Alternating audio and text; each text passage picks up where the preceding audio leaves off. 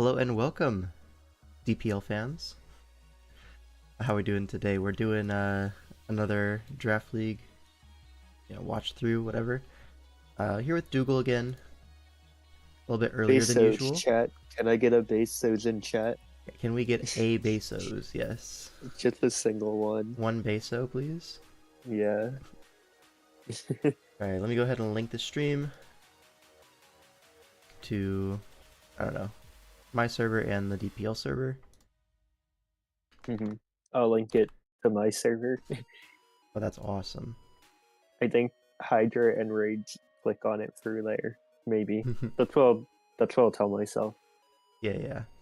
I mean, we can't have a stream without the Rage.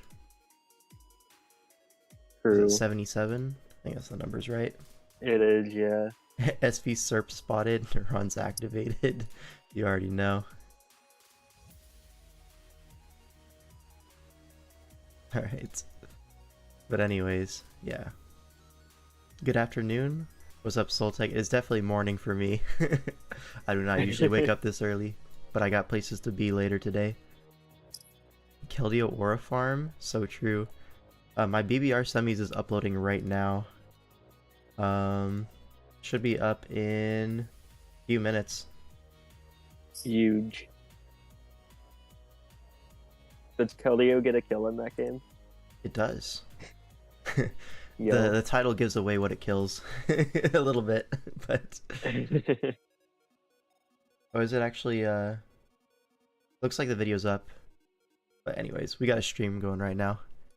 Whatever. And there's a Keldeo on the screen already, so I mean, you need to get your fix.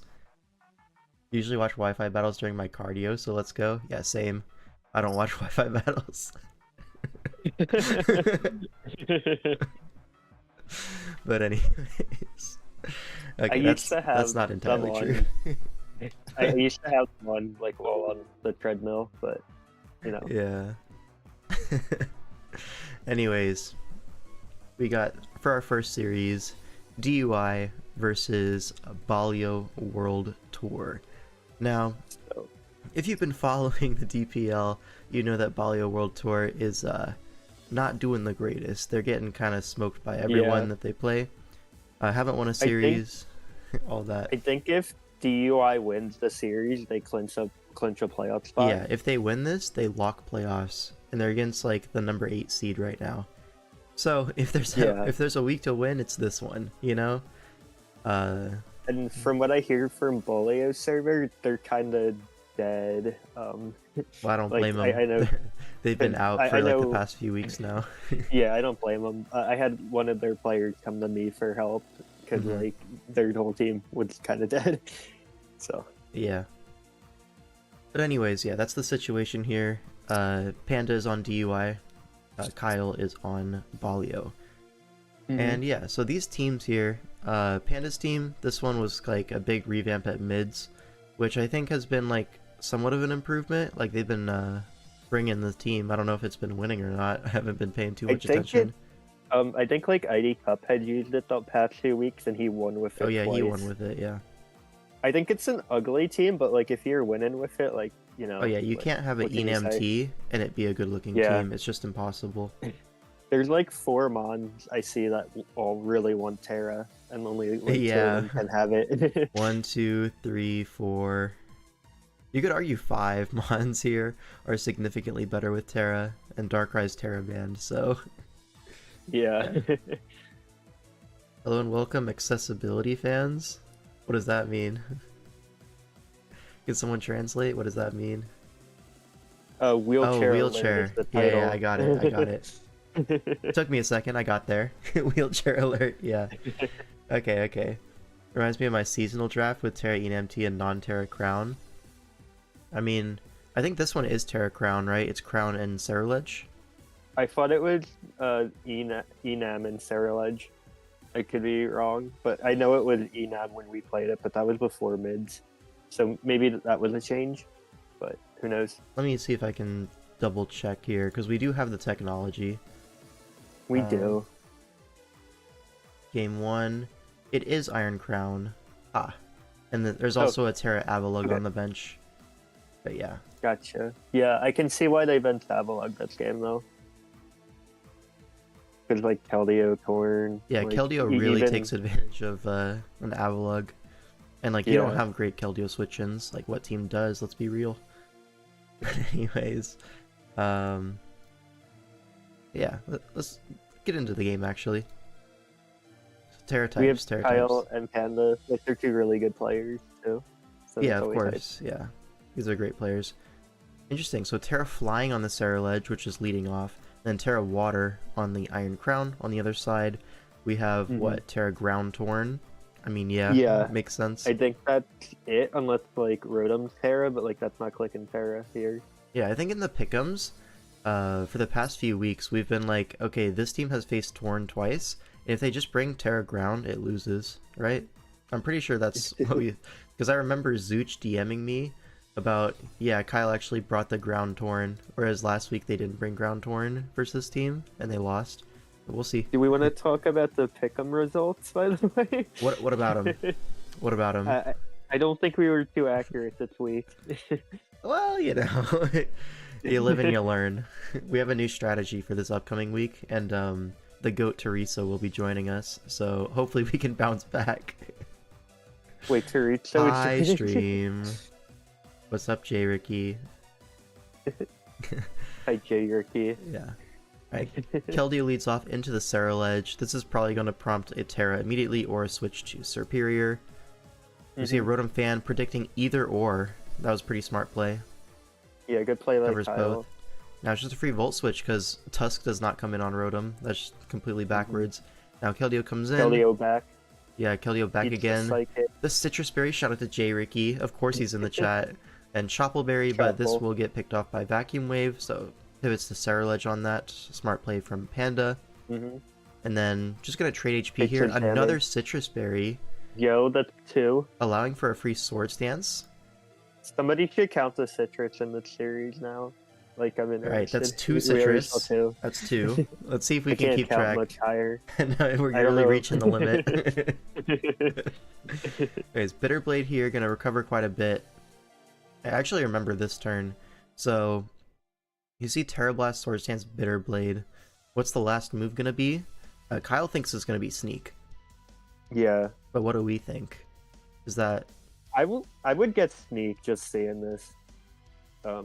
I feel like Blade and what you would call it hit everything. It's not Sneak. There's no It's not Sneak to be had. So That's giving crazy. up the extra Surf potential chip for a Vacuum Wave 10%, feel like, low-key, just hope that it's not Shadow Sneak. The Vacuum Wave chip was not really worth it. Yeah. But here, Dragon How Dance, much did he get? Like 5% or something? 10. Not enough. Yeah. Yeah, 10. Not enough. But here, +1 We get the Gouge, able kill. to revenge anyways. No problem. But here, We Great get chip Tusk, on the Tusk. and then Ice Spinner doesn't kill. Like, Ooh. that was a little bit ambitious, don't you think? Yeah, I guess he really predicted like the Rotom to come in. Rotom or Torn, yeah. But the gouging is already +1. Yeah, And like, what I else don't are you think he setting wanted up on? to mess around with. You don't even set up That's on true. Serp. So may as well just get your chip on Tusk, I think, if you're And Kyle. Kyle gets the roll and drops the Great Tusk. Yeah, that was a that really would've been impactful good. turn. Agility up on their guy. Alright, so this guy, there's a full HP Ting Lu and a Tinkaton, and yeah. Light screen up. Light screen. Oh, So Iron worthy- Defense gonna Iron Defense. indicate like a weakness policy, so aimed at just 1v1ing the Ting Lu, but obviously Whirlwind does exist. Tachyon's into the Rotom. Now that the Great Tusk is dead, you can use your Rotom HP a little bit more liberally, so this makes sense. And Nightshade, okay, that's gonna cut through any like boosts, right? Yeah. Should just 1v1 this crown pretty comfortably. Alright, Encore ended, and Stored Power only does 30. Yeah. So Rotom able to trade for that. Now Darkrai comes in for the last Rock Switch in, KO's Rotom, but there's a whole Tinkaton right there. It's not It's a at full 33, Tinkaton. it's actually It's only a like- third of a Tinkaton, my Yeah, bad. it's just a Tinkaton. Alright, second round of Light Screen goes up though, and another Light Screen. Shout out to SV. Bleak win, but the Enam takes rocks. So we see a nasty plot here on a Moonblast does 30%. Another nasty Another plot. one. Another one.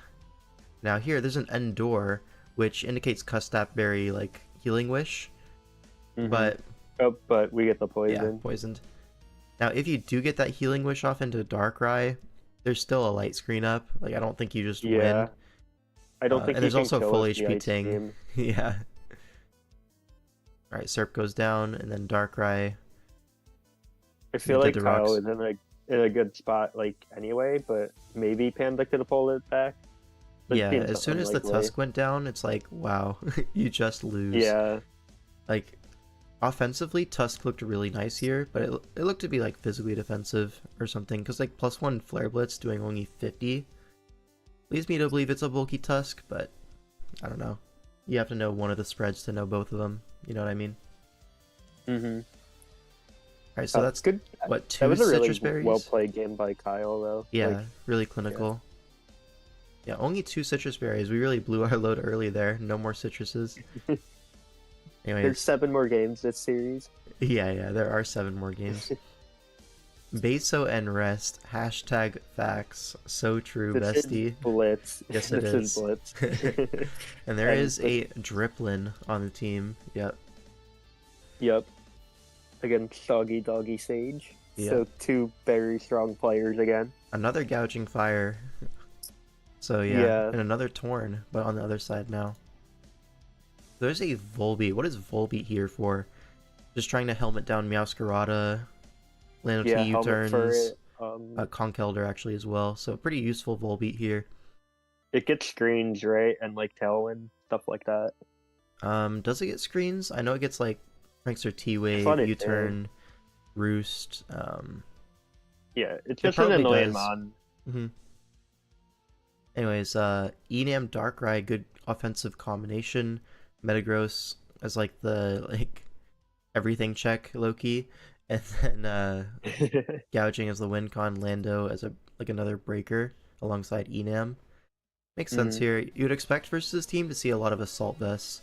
So I would really expect to see AV Torn, neutralize a Darkrai, a special Enam, even a Lando, right? Kind of checks all 3 of those AV. pretty comfortably. Yeah, you can see AV on the Conkeldurr. You could, yeah. Do you see it on the crown too, maybe? I probably wouldn't be AV Crown here. I'd prefer Scarf, honestly. Or Because look at the speed tier. It's like just slower than Lando, Enam, Darkrai. Even like Gouging Fire, you're also slower than... Or no, you're faster than Gouging Fire. My bad. But yeah, you're slower than these 3 guys, and those are the 3 ones that you'd mostly want to hit anyways. So I think Scarf makes a lot of sense for this Iron Crown. Or, just booster speed, Calm Mind type of thing. And then like try to Iron Defense versus Metagross maybe into a weakness policy. But then you have 2 items, so that seems pretty hard. Anyways, let's get into the game.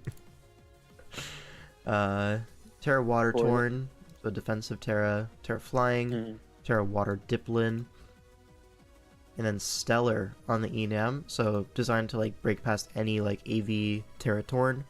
Makes sense. yeah. Alright, Torn leads off into Darkrai. Hits the Hypnosis immediately. Yep. I want to point out that it hit because like Blitz is asking for it. His name is Beso and Rest. Like, Yeah, you gotta his expect Torn it. is put to rest here for sure. And max Yeah. sleep turns as well, so shout out to Darkrai. Then Psychics the Conk on the Switch. Really nice play.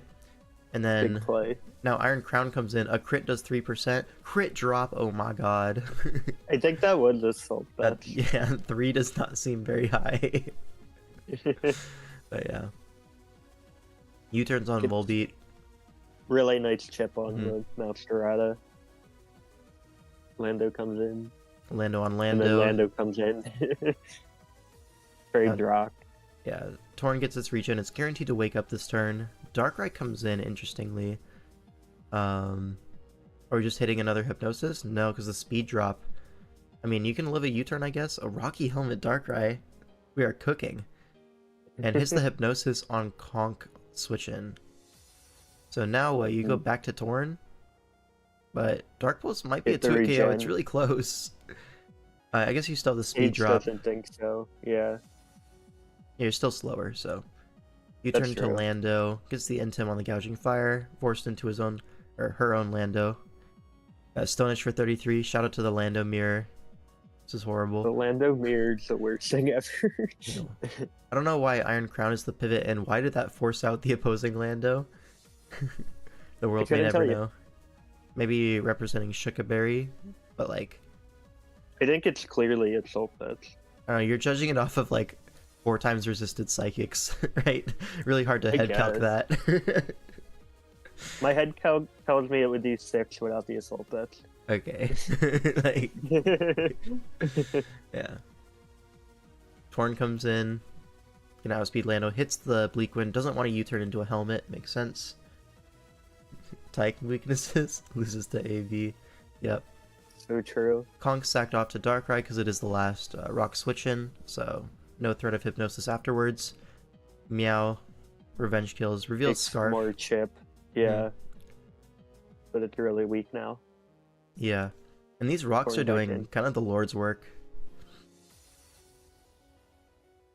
Very Right. Dragon Dance. Gouging gets a DD off. Now Lando gonna be the sack here. Big Morning Sun though. That's gonna be really rough. Is now It a makes it healthy harder gouging for- at +1? Yeah, now Meow can't like come in to revenge it. And It has Diplin to is be the in. dip. Yep. The big dip. So Dragon Tails it out, and the boots are gone, so Gouging Fire is coming in at 30, but Enam gets dragged in, and Stellar Blast is just gonna be a KO there. I'm told that's what Choice banded Enam. I mean, that makes By the sense, way. right? Into Iron Crown doing 74. I remember watching this, I was like, that's a lot of damage. But either way, the Enam does go down. Now Good Volbeat, Volbeat. the Tailwind though. And And that should now, let Metagross win the game. yeah, Metagross, and then everything's in range, right? The only question is it faster than Meow? Is there a Sucker Punch? But if you do lock into Sucker Punch, then Gouging Fire DDs and the game ends as well. It was Bullet Punch. Yeah. Yeah. Good win for Sage. Yeah, and Balio is up 2-0 in a series that DUI, like, if they win, they're in playoffs. Yeah. So shout out to Balio, I guess. Alright. ID Cup versus Peyton. Yes. And there is an Exploud on the team. So that's awesome. I swear Sage is the only reason Enam has not dropped like 2 points. I mean, didn't it literally drop to 18? Is it 18 in DPL? I don't know, is it? It's Oh. not 19. I feel like it shouldn't be. I think it should be 17, though, honestly. Like, it's really good, but I don't think it's a max price mod. Let me see. It is 18 in DPL. I'm pretty sure it's 19 in the Smogon stuff. It is, yeah. And it's like, I think it's too expensive there. Yeah. But it is popular, at least. I don't know. Yeah, I mean, it's still drafted, so I don't think it needs to drop, but, you know, Yeah. I think it's too expensive for me to want to draft. Yeah, I don't want to draft it for 19, personally. I don't even want to draft it for 18, low-key. But, I think 17 is where, like, I would want it at. yeah, other people are willing to draft it at 18, though, so Yeah. more power We to them. can revisit it next season. Yeah. Actually, who knows what we're doing next season? It'll be a while. Gen- Lots of Gen stuff 10 going will on. be out by then. True. Gen 10 for DPL 10? Thoughts? I think we should just do 8 Gen 10 games a week instead. Yeah, of that the sounds old gens. awesome. Yeah. I know we can do it like the first week it comes out, like in the creativity run. Yeah, the first week with fire. garbage tears. Yeah. Yup, that Yeah, sounds the fire. classic. Do you remember the first like Gen 9 DPL? We had like Oh, yeah. 7-point Hammerot and like 10-point like Gambit or something like that. I don't think it was quite that bad, but But it was definitely some bad. stuff like that, yeah. Hey man, if if Bisharp isn't good in draft, why is King Gambit gonna be good? Let me know. So true. Yeah. Anyways, ID Cup Peyton. What was Monkey Dory's price? In 12. DPL, I'm making that up. I have no idea. Probably the same as Gengar. probably similar, yeah.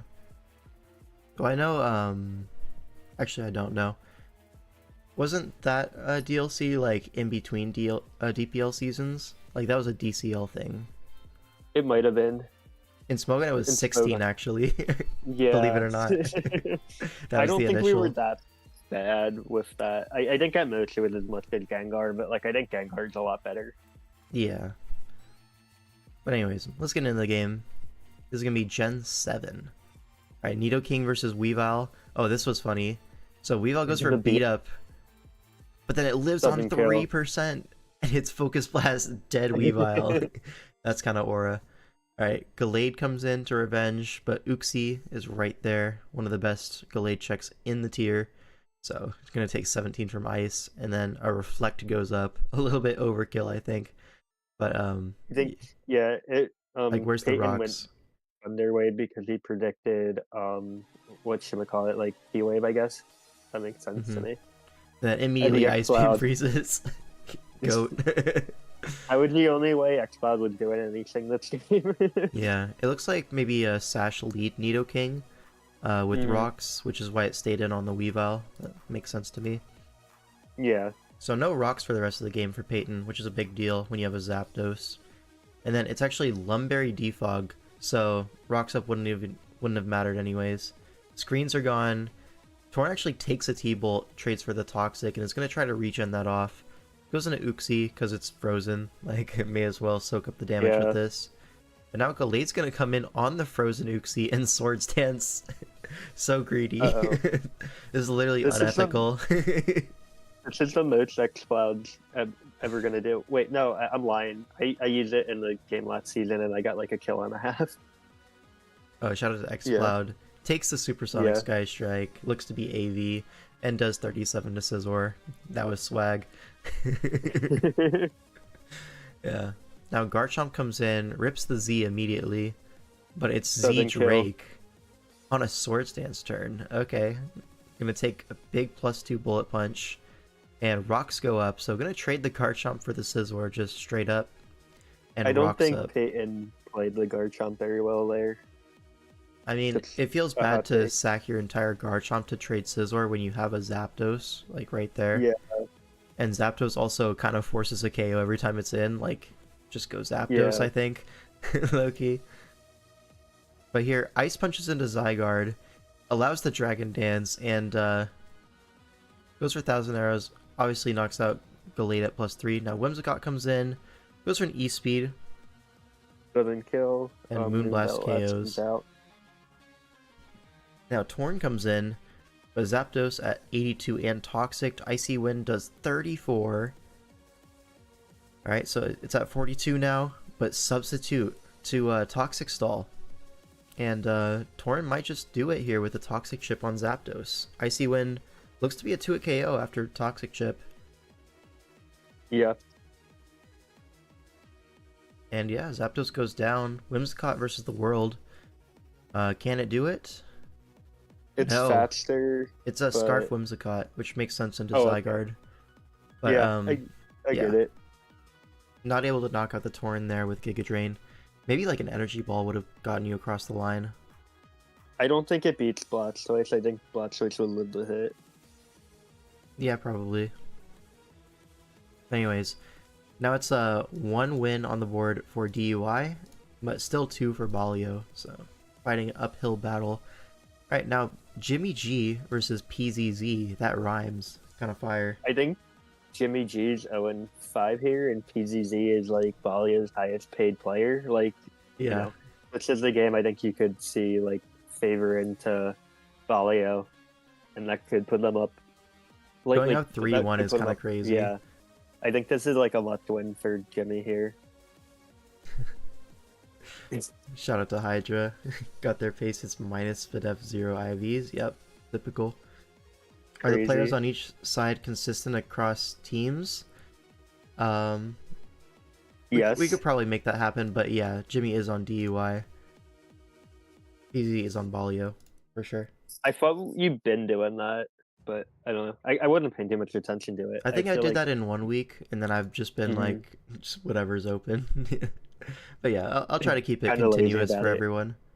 I think you were doing it unintentionally then, because like I know the first game it was set up like this, and the last game was. I just forget Mhm. about the second game.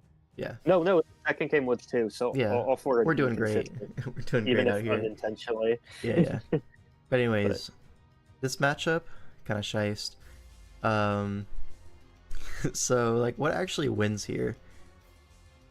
I mean, Scrafty is kind of nice if it's not like Fairy Silvally. Mm-hmm. Jimmy having I think a 0-4 record going into this is devastating. He needs to win badly. Is he 0-4 or is he 0-5? Because this is week 6. Would he Did bench he the week? bench a week? I don't know.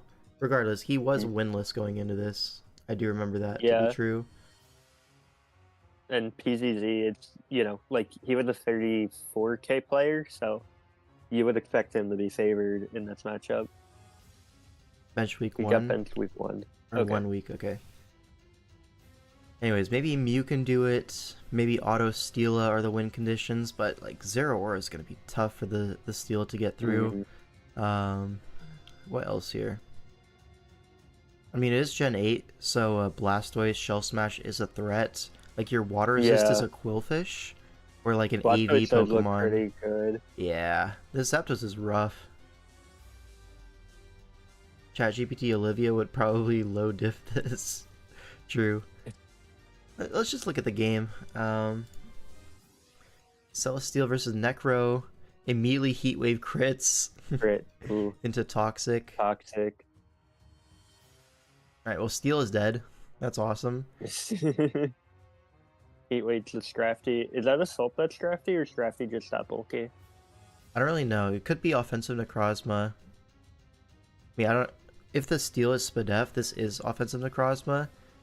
Yeah, 32 to Raikou. That's definitely offensive. So probably 80 Scrafty then.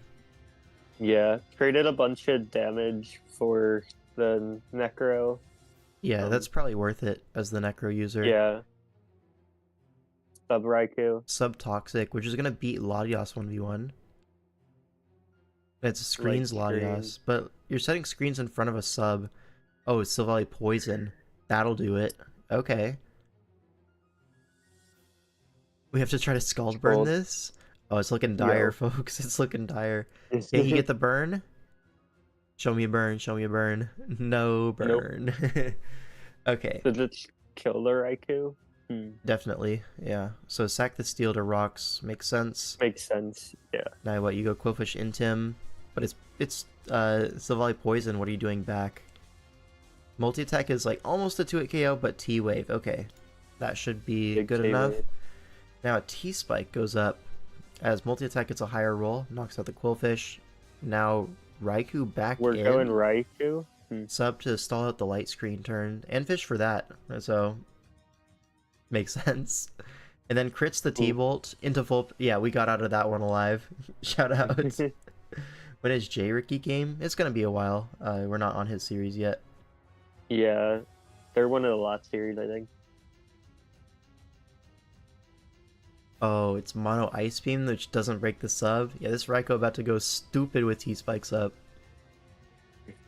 I guess you can absorb the T-Spikes. Oh, actually, a Healing Wish would be so big, but mistimed It doesn't get it off. Yeah. I don't know if it was Healing Wish then, unless like PZZ just misplayed with it. Let's screens. Light Clay, Ice Beam. I mean, Ice Beam looks like a pretty decent mono coverage option if you wanted to fit Healing Wish, and then Healing Wish and a Silvally would probably just win the game at this point. Yeah, low-key. I guess he just misplayed then. If he Well, had it's like it, I don't know. like this Ice Beam was maybe unnecessary because you know it's not gonna break. Like, let's be real. Yeah, So if you were gonna screen, try to set up, you should do it the it previous was turn. the turn prior. 'Cause- Yeah, 17 from T-Bolt with a light screen up that you would expect that to do 8.5. You're at 9. Who knows with the showdown rounding? So yeah. I don't think you need the H beam damage there. Yeah. Unfortunately. So here I think Jimmy Loki has a stroke. Um, goes for a toxic on the Toxic. Savali poison. He was expecting maybe a double to Crocodile, right? Crocodile's already toxic though. Yeah, it actually is. Maybe a double to Zera, but that doesn't even make sense. Yeah. Yeah. Well, now he's gonna fish for full paras, stall at light screen turns. When is the DVG series? I'll let you know when we get there. Donating a free turn, he's so kind. Yep. What a nice guy. Shout out to Charity. Then we toxic Oh, instead of Toxic sub on the last again. turn. Oh, I know what it So was. he's He trying just to wanted set up Mew on to this get with a Mew. set. Yeah. I like how I froze Baden in the chat. Oh, Power Whip on the Blastoise. Yep. Huge. Now Zera's Balloon, so not gonna be able to be Earthquaked quite yet, but Knockoff not gonna KO the Mew. His E-Belt and now has the Earthquake now that the balloon is broken. Mew's pretty much just gonna win though. Mega Horn, yeah. It's the So- Mega Horn. Yeah, that's gonna be the game. So a really nice Mew set. I mean, Hmm. this is exactly the kind of Mew that you expect in Sword and Shield. Just Dragon Dance mono coverage moves with Extra Belt. Classic Mew set. 2 of the 3 moves commits though. It's kind of risky, you know. Yeah, Earthquake, Power Whip, and Mega Horn. I mean, it just hit. What can you say?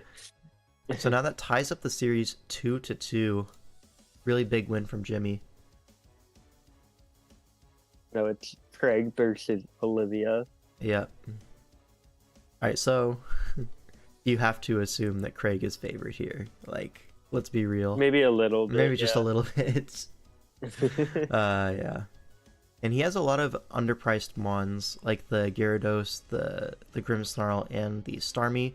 All super cheap this season, thanks to Addison. So, yeah. That being said, this opposing team does look pretty high mon quality. Like, there's no weak link here. All these mons are, like, pretty strong, pretty good. Hmm. Get into the game. Right, Coco leads off into Palisand. So right off the bat, these rocks are going up. Trades for a Toxic. The time the Toxic. Mhm. Yeah. Makes sense. makes Now sense. Savali normal comes Put an in air balloon. on a Toxic. Expected the Earth Power, but no such luck. Now Scizor comes in on the Swords Dance turn, but this is probably going to be Flame Charge, right? So it doubles to Garchomp on the Flame Charge, gets that rough skin damage. Is it Rocky And the Helmet? Toxic. No Rocky No, Helmet. we get more Toxic damage Double too. to Palisand Back on the to multi Palo. attack. Yep. And now what? Brutal. You just shore up, right? Yep. Yeah. Let the Silvally die to poison. And yeah, that Silvally did not get a whole lot done. I think a net like what, 20% chip? Something like that, yeah. And now Grimmsnarl finds his way in on a Latios. Yeah, Spirit breaks the Melmetal. That special attack drop going to be so important. Now Scizor comes in. Pretty much all Takes the Scizors are T-Wave. going to be physically defensive Rocky Helmet against Melmetal, but T-Wave Iron Bash going for flinches does not get it. Knocks the And pads now- off. It was for a Toxic. I'm not really sure what that was expecting. Yeah, I don't know. And Melmetal gone. Yeah, good night, Mel. Now Latios goes for a Toxic on a Scale Shot turn. That's Scarf Toxic. It is Scarf Toxic. Trying to catch the Grimmsnarl because you don't really do much else as Latios I versus guess. Grimmsnarl. But Craig knows that's coming, stays in. And now a Shell He would have Smash. stole bets. I think that's why he stayed in. Yeah, that would do Like- it. Mhm. Craig had 4 Assault Betsmons on this team, I think, or Well, something like that. AV Chomp Or- definitely doesn't live Draco, Yeah. but like Draco's a hard click into this team. And if you do die to You're never Draco, you get clicking it. a Roostoff with your Scizor if you want it, or you know, a DD with Gyarados or anything. Yeah. This Blastoise was turbo overcooked. Okay, it's physical. Leftovers Shell Smash. Okay, so leftovers makes me think it's sub Smash, which would make sense, right? Into like a T-Wave mon, you want to get up the sub before you smash, maybe. You're another Sucker Punch. I feel like if you had sub, you would have gone for it You would have there. clicked it. Yeah. But I guess no sub. Forget well done. This was cooked. Congratulations. Alright, so +6 Blastoise. Now, if you outplay all 8 Sucker Punches, you can just win the game right now. Can you? Yeah, I think so. I think +6 Well, Blastoise might kill I know- everything. I know Craig's prep, so Blastoise should not win because of Gyarados being focus stats. Oh, is it Sash? That's crazy. Yeah. That's why he was okay with like just spamming that. hmm The Grimmsnarl puts in so much work, gets the power Oh whip my off on God. Rhyperior. Spirit Break. World's strongest Grimmsnarl.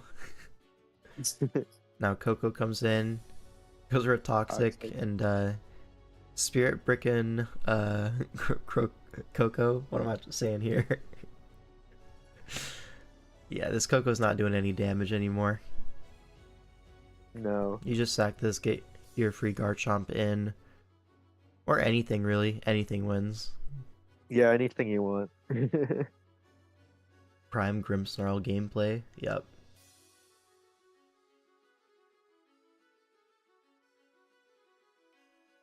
What's up, Amy? Alright, Gyarados comes in, gets Toxic, and Dragon Dances. Yep. Yeah. Also, And- did this Coco not have a fairy move? Toxic Roost is the only thing that's revealed. Classic Draft League player. What is this, And ADV? is the series tied now, or no? DUI took the lead. Yeah, DUI Yeah. takes the lead with Craig. I forgot to switch sides for continuity. I'm so bad. Anyways, sad. now J-Scurf for DUI versus Professor Chipboard for Balio. Alright, if J-Scurf wins this, they lock a tie at least. Yeah. So, there is that. It is not ADV, there is Roost over Rest Talk. So true. So true. But Toxic on random mons is definitely ADV pilled. Yep. Alright, there's a Trevenant on my screen. What is the Trevenant here for? I'm looking at it, I see 6 mons that beat Trevenant 1v1 low-key. Doesn't seem that great. He benched a Bombachno and something else. Oh, Florgage. So I don't know. Neither of those mons seem. I'd probably bring a Bombachno here because of the Chomp and Arrow. Yeah, I But- think so as well. But also, like, Florges into double steal, Abomasnow into Yeah. Heatran. Yeah, double steal plus. Yeah. I think I'd still bring up Bombachno here. Yeah, the Ice Shard is useful, and you can beat Earthquake, HP Fire, maybe. Ice Shard, and then, like, Giga Drain, maybe? Scratch move. Yeah. That seems pretty reasonable. But anyways, the game. Zapdos leads off in a Starmie. Great lead from J-Scurf. That's why he's top 5. That's Charge Beam, actually. That's why he's not top 1. Alright. Yachi Berry Garchomp gets the SD, and Zapdos should eat 1. Barely eats 1, actually. So, I would have expected Outrage that to for the take kill. a lot less from Dragon Claw. Yeah. Arrow comes in, Skarm gonna come in on that pretty comfortably, but Taunt Arrow, so probably Taunt Roost, Prevents the rocks and Yeah, but goes now- Heatran. Iron Head, breaks the balloon, Top but I think balloon. rocks are going up here for the Heatran. Zapdos in before rocks, so pretty smart. Gets the Roost off, but can you even Roost on this thing? Looks like the Earth answer is power. yes, 42. Alright, fair enough. Zapdos is a little bit healthier, but coming in on rocks is going to be pretty weak. Charty Berry, okay. But it's Charge Beam, so no real damage done to the arrow. It could even roost this off if it wants to, and it will. Like, oh my god. Taunts Once the again. Skarm, but this time J-Scurf is ready for it. Goes for the Iron Head. Now Heatran comes in, but the double to Starmie really heads up play there. Good play, yeah. Scissor. Misses Hydro Pump though, so Fun for and it. gets pursued. Yeah. Pop the berry. on the Zapdos sack as well. So maybe it's not a sack anymore. Never mind, it's a sack. We miss. It's not even a static, so you can't punish the Bullet Punch. Never mind. Bullet Punch, not willing to be clicked there. Maybe it doesn't kill, because it's like a 4x resist. But, Does he not have it? Maybe? surely you bring Bullet Punch on Sizzworth. That's just like a baseline assumption that I always would make. But versus this team, maybe not. I don't know. Roost on Ooh. a close combat, though. That's crazy. Obliterated in the neutral. What can I say? Now Starmie comes in, but Skarm gonna be a sack. Psyshock. Not a sack. I guess it's choice Starmie? And rocks go up?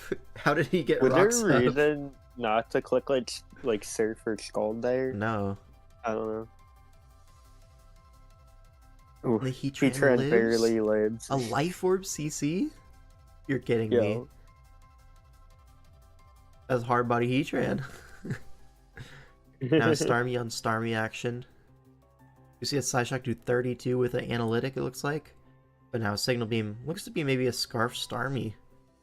Mhm. Trying to outspeed opposing Scarfers.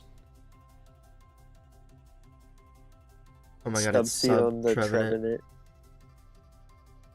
Can he do it? The Heatran's dead. Leech? No, that's not gonna do it. Ice Beam, yeah, just gonna sweep here. Is that Specs or it's like Trevenant just that bad? It's Specs, Oh, yeah. it is Specs, okay.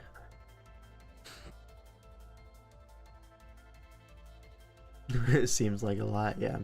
You could be right Yeah. there. Dragon Claw on the Right. jump. Who here knew that Electros got Dragon Claw? Raise your hand. Who knew? I knew it got Dragon Tail. Yeah, Dragon Tail you see, but Yeah. And Scissor's just gonna win the game. yeah. Hand So- raised? Yeah. This guy's the GOAT. The GOAT, yeah. That's why he's a DPL champion. Yeah. He knew that. Hand raised. That's why Yeah. Hydra's also a DPL champion. Yeah. So now what? It's 3-3 now. Yeah. In the Now you series. need to win both games to clinch playoffs. But if you lose both games, you lose the Balio. That's tough, yeah. Yeah. Played enough Gen 5 to know it does. Does it run that? Like Coil, Rest Talk, Dragon Claw? That seems like a good set in Gen 5. 3 fairies. I've never played Gen 5, so I have no idea. I played Gen 5 like at the very end of it on Showdown. That's when I started, playing competitive Mons, like laddering. I remember I always had my trusty sub SD Garchomp, my Rotom Wash, and my Breloom. I always My had those first three. My first exposure to competitive Mons was watching like Blame Truth's Gen 5 videos. I don't know if that's a really dated thing. It probably is because it's well over 10 years ago. It might just be. It might just be. Oh, you meant in game? Okay. Oh, in game. Still I runs actually detail. Yeah. Okay. I didn't play Gen 5 until like after Gen 6 came out, like Mhm. the playthrough of it. We got 3D versus Agent Flame. Yes, we do have that. It's a Hydrapple versus a Zarude. Oh my Yo. god, this is getting I wonder intense. who wins. Yeah. This looks almost like one of your drafts. Only like I guess just like there's a couple mons in common. Yeah, the Latias Zarude combo. Like, for the Screen's Healing Wish. The rest of it is pretty unique Mhm.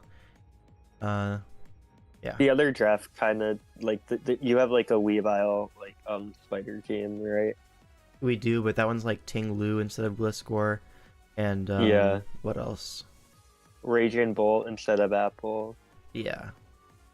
and you don't have an Iron Valiant. No, sadly we only have one Iron Valiant. Yeah. Yeah, Crimea River type beat. Alright, Terra types, we have Hydrapple. Fire on the Hydrapple. And on the other side it's Terra Ghost Zarude. Poison on the Conch, and then normal Gliscor. Those are the Terra types. So nothing like this draft, yeah, pretty much. Cinderace leads off, but this is just the freest Terra Fire of all time. Goes for a bulk up, turns into a fighting type. So, could potentially be a high jump kick. It is a high jump kick, but +1 does not KO, and Fickle Beam gets a higher roll to it KOs the Cinderace. So this I is the feel like power if of you're Hydrapple, right? I feel like if that was the play, maybe it would have been better if you were at stay with like double edge. Well, 'Cause do I you think that would need have the killed the fighting apple. type? I don't think so, right? It's for like Glamora, right? Because Glamora resists fire normal. That's true. Just wanted to chime in and say Jimmy G had a Shiest Mew set. Yes, he did. Definitely, yeah. Yeah. What was I gonna say? Oh yeah, so this is why Hydrapple is so good, right? You see, like, this Cinderace set up for a turn and then did big damage. It's just gonna regen it off, right? This is the advantage Yeah. of like the regen mons also being somewhat strong with Fickle Beam. You can take HP trades like this. It's really hard for 3D to switch in on Fickle Beam. So it's like, what's he supposed to do? So he sacks Cinderace for chip, and it's just gonna get regened off. So it's basically sacking for short-term progress, whereas Hydrapple is, every time it attacks is long-term progress. Thoughts on Araquanid in Gen 9? I think he might be a sleeper pick. I think he's broken, and I'm using him this week, so hopefully I can show that off. Alright, we see Toxic on the Lando into a U-turn. Usually Gliscors will take advantage of Lando by setting up spikes, but into a Cinderace matchup, it's a little bit harder to do that, so I understand the Toxic. Now, this gets Conkeldurr in for free, though, activates the Flame Orb, and now something's going to take a lot of damage. Araquanid does come in, gets Ice Punch frozen, but it's Rocky Helmet. So the question is it faster than the Conkeldurr? Conk is naturally faster, so that's going to be the determining factor for if this freeze matters, and it's faster, so the freeze did matter. This Conk would basically be dead. Yeah. Or webs are up, either or. One of the two.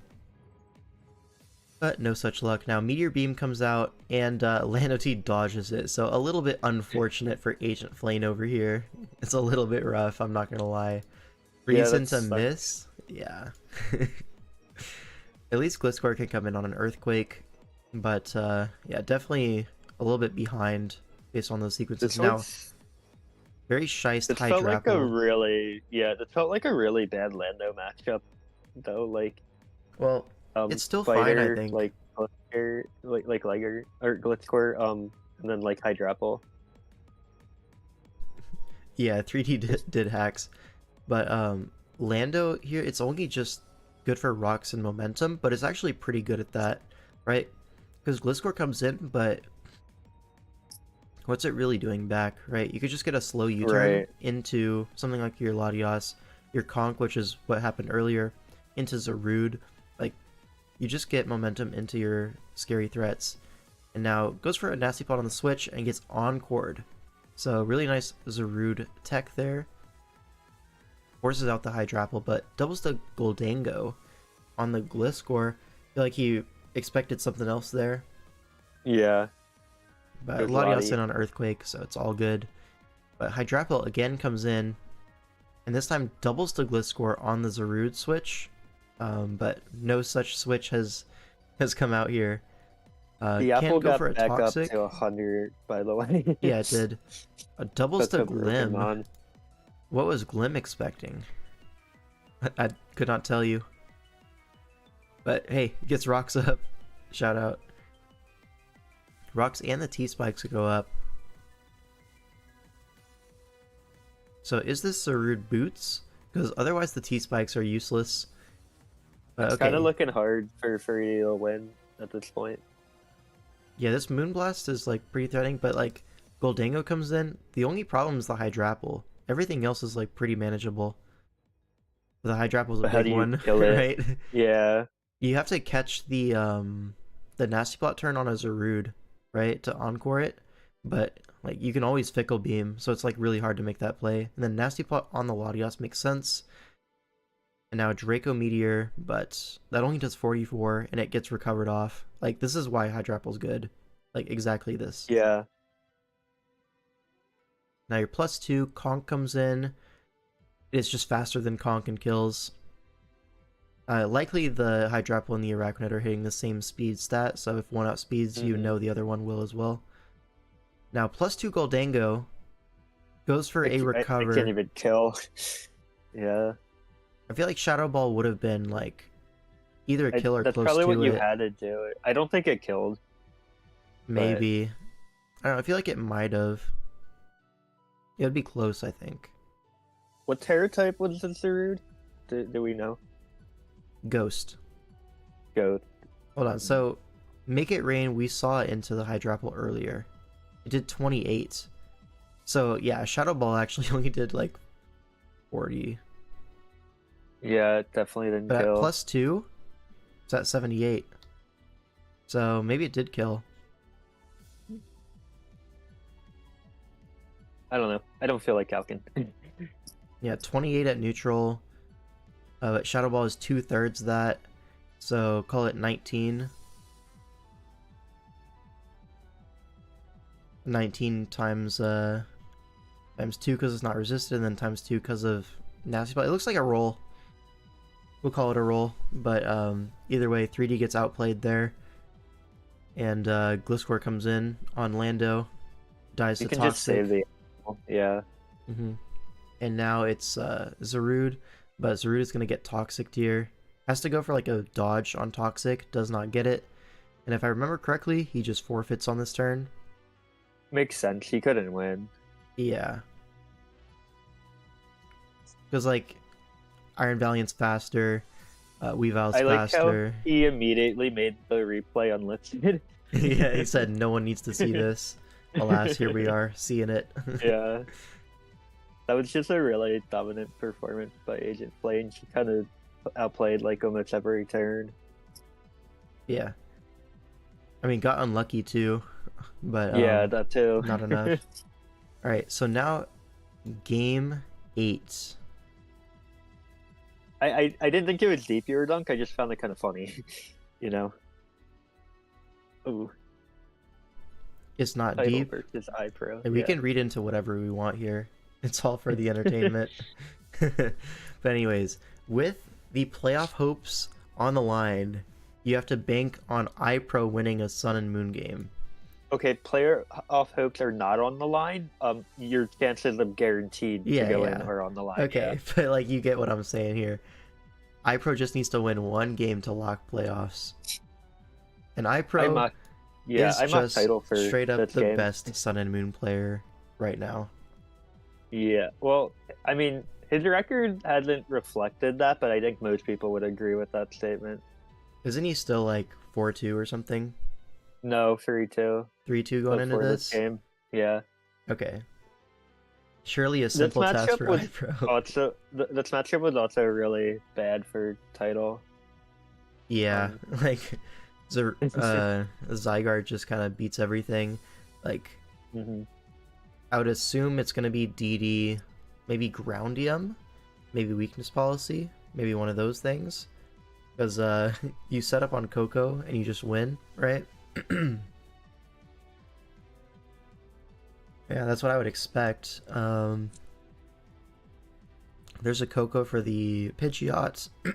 Sorry, a little bit of a dry throat. Let me get some water.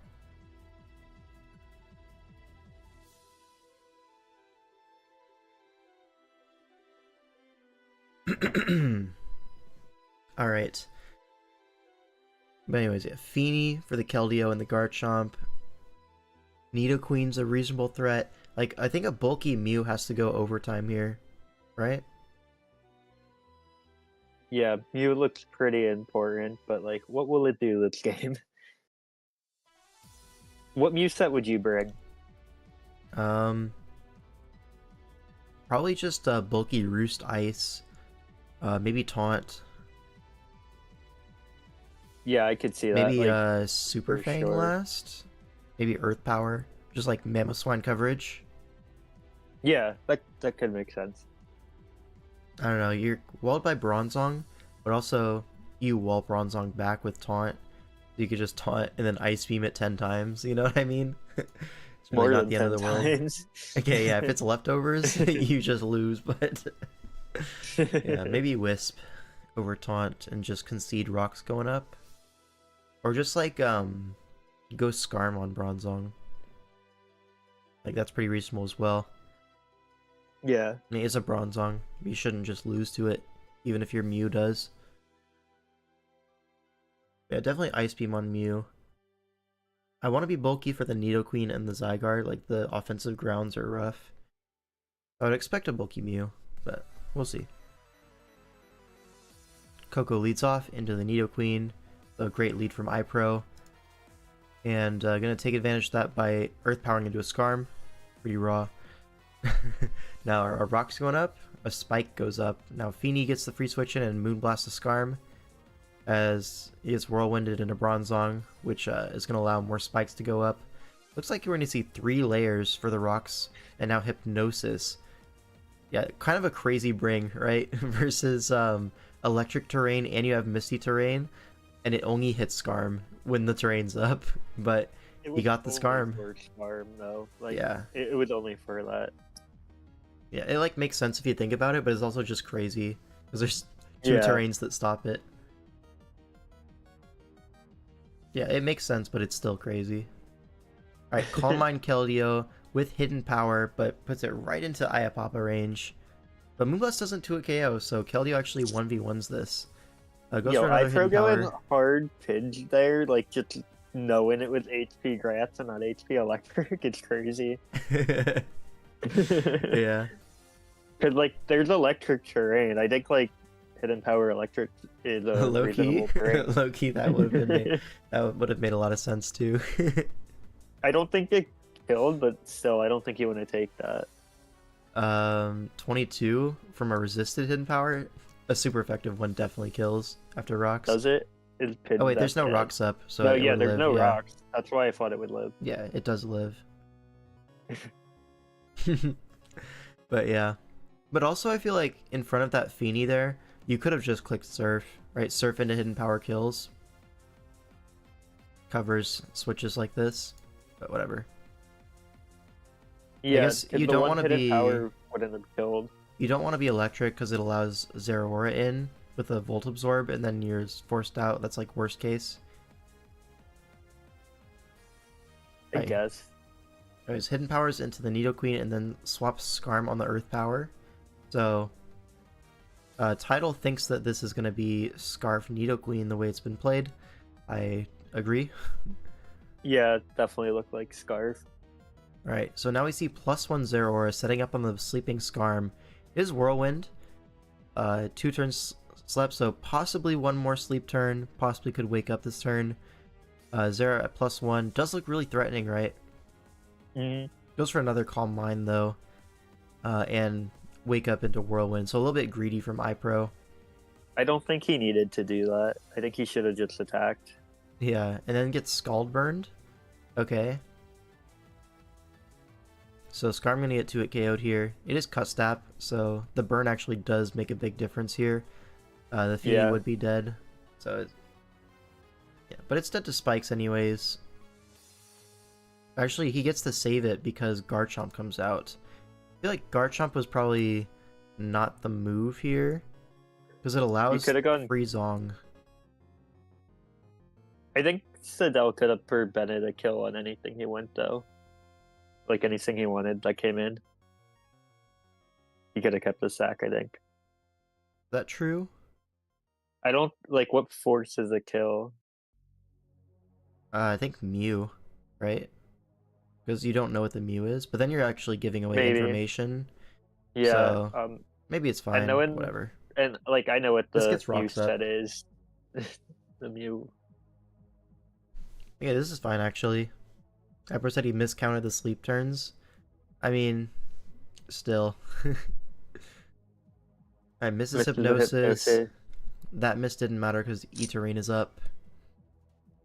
Yeah, the second one didn't matter. And the Roost is really big on the Spike Sack. Now Zygarde comes in. I see this, I'm like, okay, it's weakness policy and he's gonna win. But no, it's just Max Spadef Yachi Berry because that did 18%. Oh And it my can't god. kill. Yeah. But then doesn't DD. So like, what is this Zygarde set? E-Speed does 19, does 18, and then Hydro Pump crits the Zygarde, which, by the way, max Spadef, so definitely mattered. Yeah, That's it for tough. sure did. Also, why didn't we DD on the Coco? Was it not DD? I don't know. Your Spadef, 1000 arrows E-Speed. Is it Coil? Either way, I think you just Coil, right? Coil on the Coco? Maybe. Maybe I don't know. you 1000 arrow to cover, like, you get at least something out of a Mew switch in, and if it's toxic Coco, you don't want to coil that turn, I don't think. Would be scared of dying to 2? I mean, are you scared of dying to 2? That did 18. Like, I don't know. Feels like maybe a missed opportunity, but also unlucky crit. Unfort. Yeah. Zong 1v1s. How about D-Gleam, though?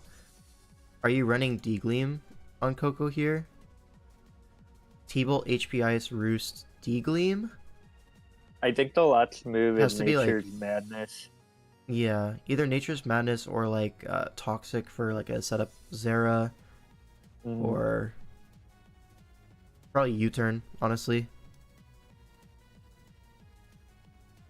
Either way. Another missed Hypnosis. Yeah. Yeah. Shout out. Now Pidgeot comes in on the Drapion.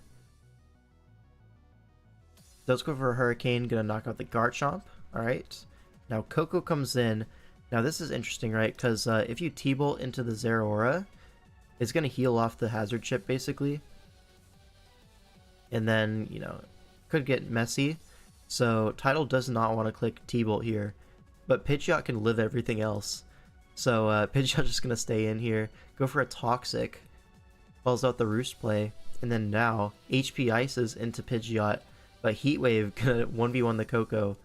So that was cool, but now Drapion comes in, so reveals Scarf here with Poison Jab, and just wins. yeah, preventing the Volt Absorb means that Scarf Poison Jab gonna be able to get it done. Hidden Power is the reason I don't want to touch these Looney Tune gens. Okay, buddy. This guy is actually just actual Zoomer opinion right there, I gotta say. But anyways, that's gonna be the series, tied up 4-4, and DUI have not locked the playoffs. So they actually have an interesting situation with Dricovai for week 7. Yeah, we can talk about that after the next series, I think. Actually, no, we probably want to wait until after the Slime Season 1 too. Yeah. Because that series matters. Yeah. Anyways, let me close all of those ones, and now look at the Dino Crisis games. Yep. Yeah. So Dino Crisis situation is like if we win, and we win next week, we guaranteed make playoffs. If we lose, we're out, and if we tie, it becomes very difficult, but still possible. But like it's in our hands. Oh, and you just spoiled it. Nice. No. So, I think Low QP's game is not labeled as week 3 or game 3. That's why. Okay, 4, 5. J Ricky didn't see anything. Yep.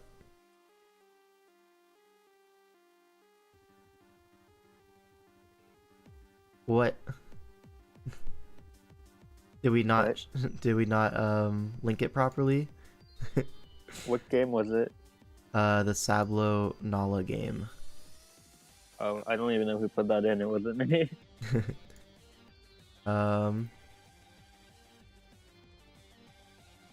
I think that means they should replay, you know, if the link doesn't work. It's probably linked correctly in the server and then someone copy pasted it wrong. That's probably what it is. Let me find it real quick. I got it. I can DM it to you. No, I got it already. Don't worry. Oh, okay. There's the game. Let me fix that on the dock. Edit link. I think it was just missing one of the things in the URL. But anyways, here we are. Yeah. With the second series. This is DUI versus Trick of Eye. Big No, series for both of you. This is DC versus Trick of Eye. That's what I meant to say. I don't know what I actually gotcha. said. DUI, but it's all good. Okay, my bad. I meant dinos. Yeah. Game 1. It's a big game. We got Gotcha versus Lax, two very strong players. Yeah, let's do it in the dino POV because you're here, out of respect. Okay. Sounds good. And our game plan with the typical Lax strategy, they have a really bad spinner, we have a Petrarant, and we have a lot of hazards. So we're gonna click them up, and then we're gonna try to win with Palafin and Urshifu, Yep, pretty typical stuff. Yep. Alright. We see a Terra Grass on the Zarude, and then Terra Water Mismagius. And on the other side, Terra Water Vikavolt, Terra Dark Urshifu, which is Urshifu Dark. Yeah. Yeah. Alright, Roaring Moon leads off into the Vikavolt, and we're just gonna get webs up, right? Did I say Palosan Hydra? I don't know what I said. Whatever. Alright, are we both under the influence? Maybe. Honestly, I kind of am. Like, before I got on stream, I took like a bunch of meds because I was not feeling good today. Yeah. That's tough. But anyway, Right. all the layers go up. It's turn 4 and all the layers are up, yeah. And Yep. this guy has not heard of boots, it seems. The taunt we here is taunt- crazy. That's a crazy taunt. He knows you're not I clicking. get it. I think Jotka's play with Fortress, it's always a click bolt switch into Lando. Yeah. But like Lax called the spike. Good play by him.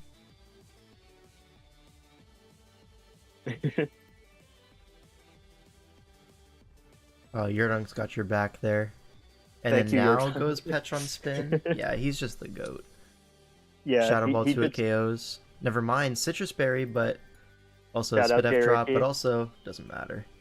Yep, J. Ricky, he's back. we go pick up on the U-turn. Mm-hmm. Get to hit the Glow King. It's not Boots. So it Mhm. must have been Colbur Berry, I would imagine. And of course the AV Palafin comes in mid-game It's to not get the AV. transformation. Really? 15? That's not AV? No, it's not AV. I saw that, I You'll immediately see- thought it was AV. Just You'll 'cause see it's the item Lex. later, actually. Okay, okay. That's a fair assumption. But Yeah. No, we're not AV. Where are the Tims? That's what I'm saying. Like, you see this team in prep, right? You see webs, you see spikes, you see a Mhm. massive spin blocker to your fortress. How are you bringing no boots? Yep. Yeah, I get it. And we're just gonna sack our Deoxys speed because it doesn't do anything else the rest of the game. You tried mono Tims versus this team, it does not work. I mean, it worked for us, but we have Aloe, Hydrapple, whatever. So that was week 1. Anyways, this is week 6. So Scarf Yeah. Mismagius, or no, it's just a Dio sack. To get It was Urshifu Scarf, in. but it was the Dio Oh, sack yeah. anyway. Now Wicked Blow does 50 to Roaring Moon. That's kind of raw. And because of the webs, you can just stay in. Mm-hmm. Alright, there's the boots. Zarude. Hunts on the Zarude. And Colbur Berry Petrarant. Cool. The crit girl. Bald.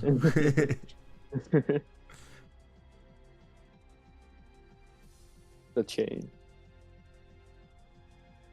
For sure, Glop. It's annoying Yeah. to face. It's kind of difficult to build with, I think. Cause half the week it's just us trying to scramble something for Lax, and then he just comes in and calls it stupid and wins the game, with whatever he builds. Kind of raw. But yeah, that's our guy. Alright, Vigavolt gonna come in once more. We gonna see a Volt Switch on Slowking again? We do. And now Palafin comes in. The hero, Yep. and he's just gonna win. Alright, 31. Oh, it's We got Rindo the- Berry. Yeah, Yep. okay. The Rindoberry acrobatics, and it's just GG. Kinda shiced. Alright, now G King comes in, gonna die to Wave Crash. Lando dies the Jet Punch. It's over. GG. Well Yeah, played from this Lax. was. Yeah, he played that pretty perfectly. I don't think there's like a single play he misplayed. You Mm-hmm. know, Yeah, follow the game plan perfectly. all reasonable, all good. I mean, Yeah, hazard advantage plus like, yeah, you have to sack every time to Urshifu and Palafin and stuff. So mhm. pretty Yeah, we felt simple pretty stuff. good after Lax started the week off hot with a win against Gotcha. Yeah, for Definitely sure. helped lift the spirits. Yeah, no kidding. All right, This game, next the game. first like 6 turns of this game were like such a fever trip. Yeah. All right, Hydra versus King of Crook. All right. So this is a Mel mirror, but one of these Mel's is not like the other. Because one of them has to play into Slowbro, Incineroar, and the other one, it's a little bit freer, you know what I mean? But A little bit, yeah. yeah. This is the It's most just the confused you've been about a game. Well, Me I too, can't man. wait to see. Let's get into it. Because I only have like 2.5 hours left. Which is kind of crazy, but gotta move the stream along. We get rocks up on a slower, fun DI that's clicked nasty plot. Yeah, this is strange, right? A Sash Yeah, Thundurus, so your focus Sash so that you don't need bulk. But then you just have bulk and you're slower than Uxie? yeah. Kind of surprised. I don't know, man. Or can I say that Toe Team has to be a bottom 5 Switch team of all Team Tour history? Simeon coming into every game? Is it? Yeah. I feel like the top 3 at least makes it by default okay, you know? That being said, the record is pretty tough on this team, for sure. Sash Modest Thundy kind of screwed me over because I couldn't slow U-turn, but also, like, Sash? Yeah, that's what I'm saying. 30 views 30 are only viewers. 4 like I see 10 likes on my side, but still the math is not mathing. You are right about that.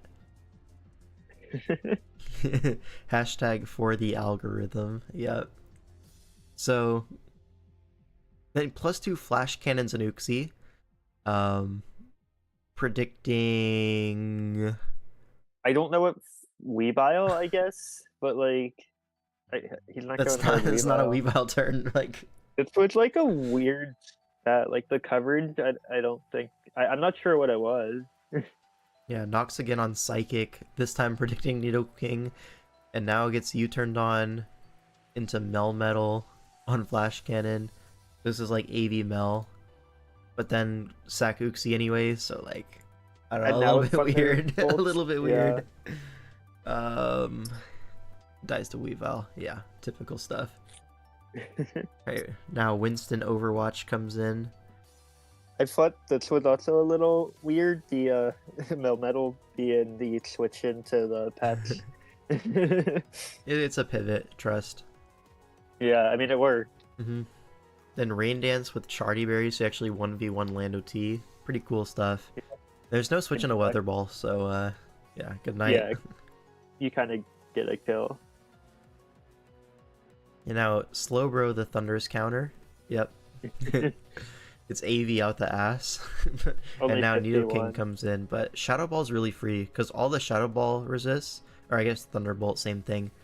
But Yeah, Earth Power follow up. just get a kill. Like at this point, I felt like there's no way we were losing based on what we had Yeah. left. Yeah, this game's a wrap. Yeah, and we don't need Melmetal, so like we're just sacking it off. I agree, Hydra. Go back to VGC, little cat. So true. Crazy, Yo, why does Earth Power do 30? because it's a soul bet. I know. But now Arachnid comes in and does he just win? Reflect goes up. Scald burns the Melmetal, so yeah, he's just gonna win. Earthquake does 5. That was raw. It was a good spider set. Yeah. Spider's just broken, I think. Low-key. Just a Might be. broken Mon. Why is it so strong? Raxet is too tough. Yep. Yep. Only viable instant set in Switch is Scarf, and even that is mid. I can count on no hands the amount of Scarf Incineroar I've seen. 0 hands is what it takes. Get the win with the Weavile. Yeah. It's a good win by Hydra. Yeah, a little bit questionable stuff from King of Crook, but is what it is. We take it. Hydra's 4-1. He's been great this season. You've seen more Scarf Torcats than Incineroar. That's crazy. You've run that set in Season 5? Okay, my bad for not remembering one game literally 4 years ago. Like, my bad. Alright, we have low QP versus A12. Okay, Unk. Yeah. Anyways. Got A12, but he's not using Diggersby, so like noticeable power difference. But low QP is using this this team. It's Sableye plus everything that dies to rocks, basically, like Mega Sableye. So yeah, what's up, Kazuki?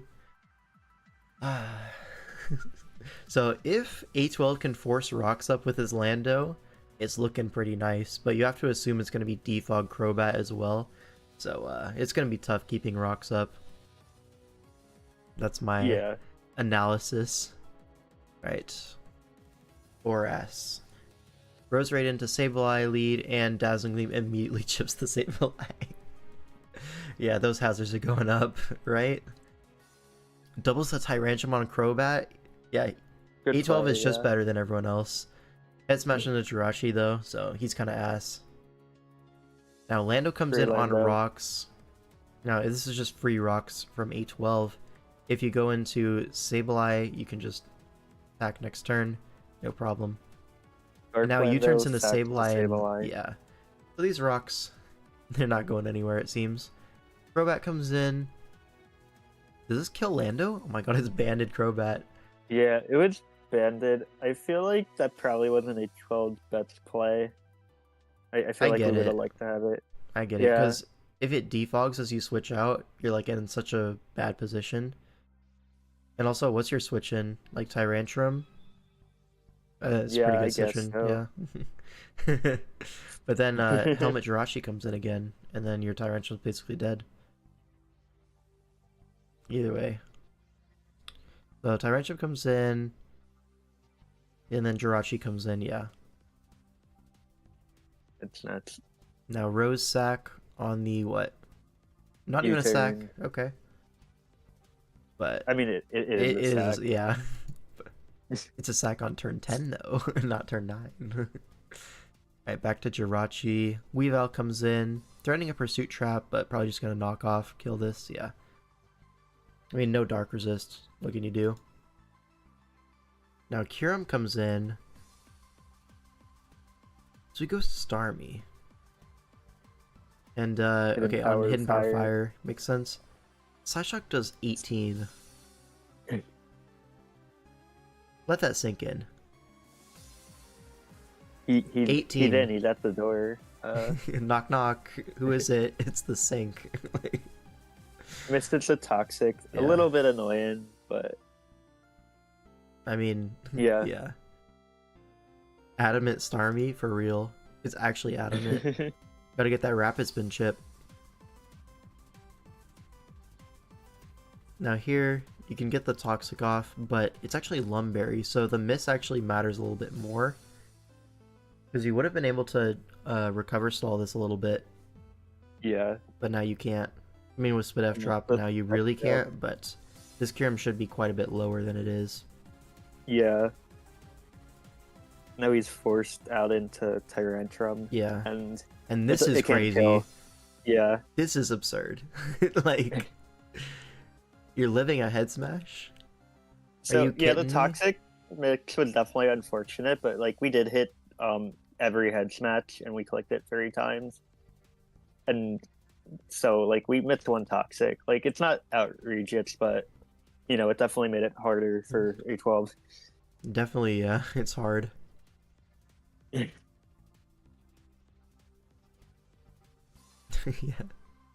And unfortunately, the game's kind of over now. Yeah, Entei just wins. Yeah. So literally max defense on Kyurem. Shout out. It was, yeah. Life Orb Entei as well. No shame on this guy. Alright. I wonder what happens, like, if Toxic doesn't miss, you know? It's hard to say. Well, let's figure it out. Okay. So Tyrantrum eventually- with Scarf and Weavile with Scarf. it was Scarf Weavile? Yeah, with Scarf Weavile. That's weird. I thought it would be banded here. But anyways, so Kyurem would have been poisoned, and then Scarf Lando was always putting huge pressure. Yeah, it was. It was. Oh, is it though?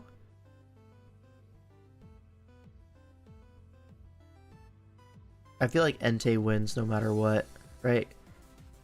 It's, yeah, Entei definitely was really good.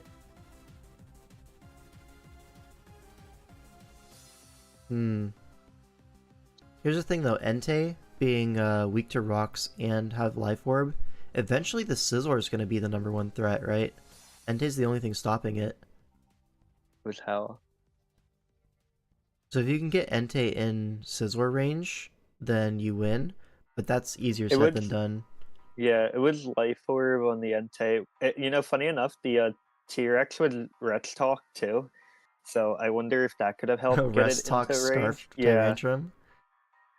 yeah, I don't know. It was definitely tough. I don't feel like it lost the game or anything. So Hmm. you know, it's like can't be too upset. Yeah, I think But Loki it be definitely still changes favored. the game. Fab would sucker. Wasn't Fab already dead though? Or am I? I don't think that wrong? makes a difference in this end game. Yeah. I'm just reading what he said. Yeah. I know Anyways, it was tough. I feel like he was definitely favored too. so now it's what, 2-1 for Dinos? Yeah. Alright. Now we have Skyhorse versus The Rage 77 in Sword and Shield. Alright. Cardano Mirror, pretty interesting. Hmm.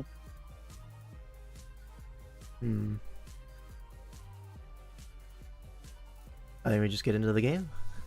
Yeah. Kartana lead into Rotom Wash. Good lead for Sky. Now Pangoro's going to be the switch in.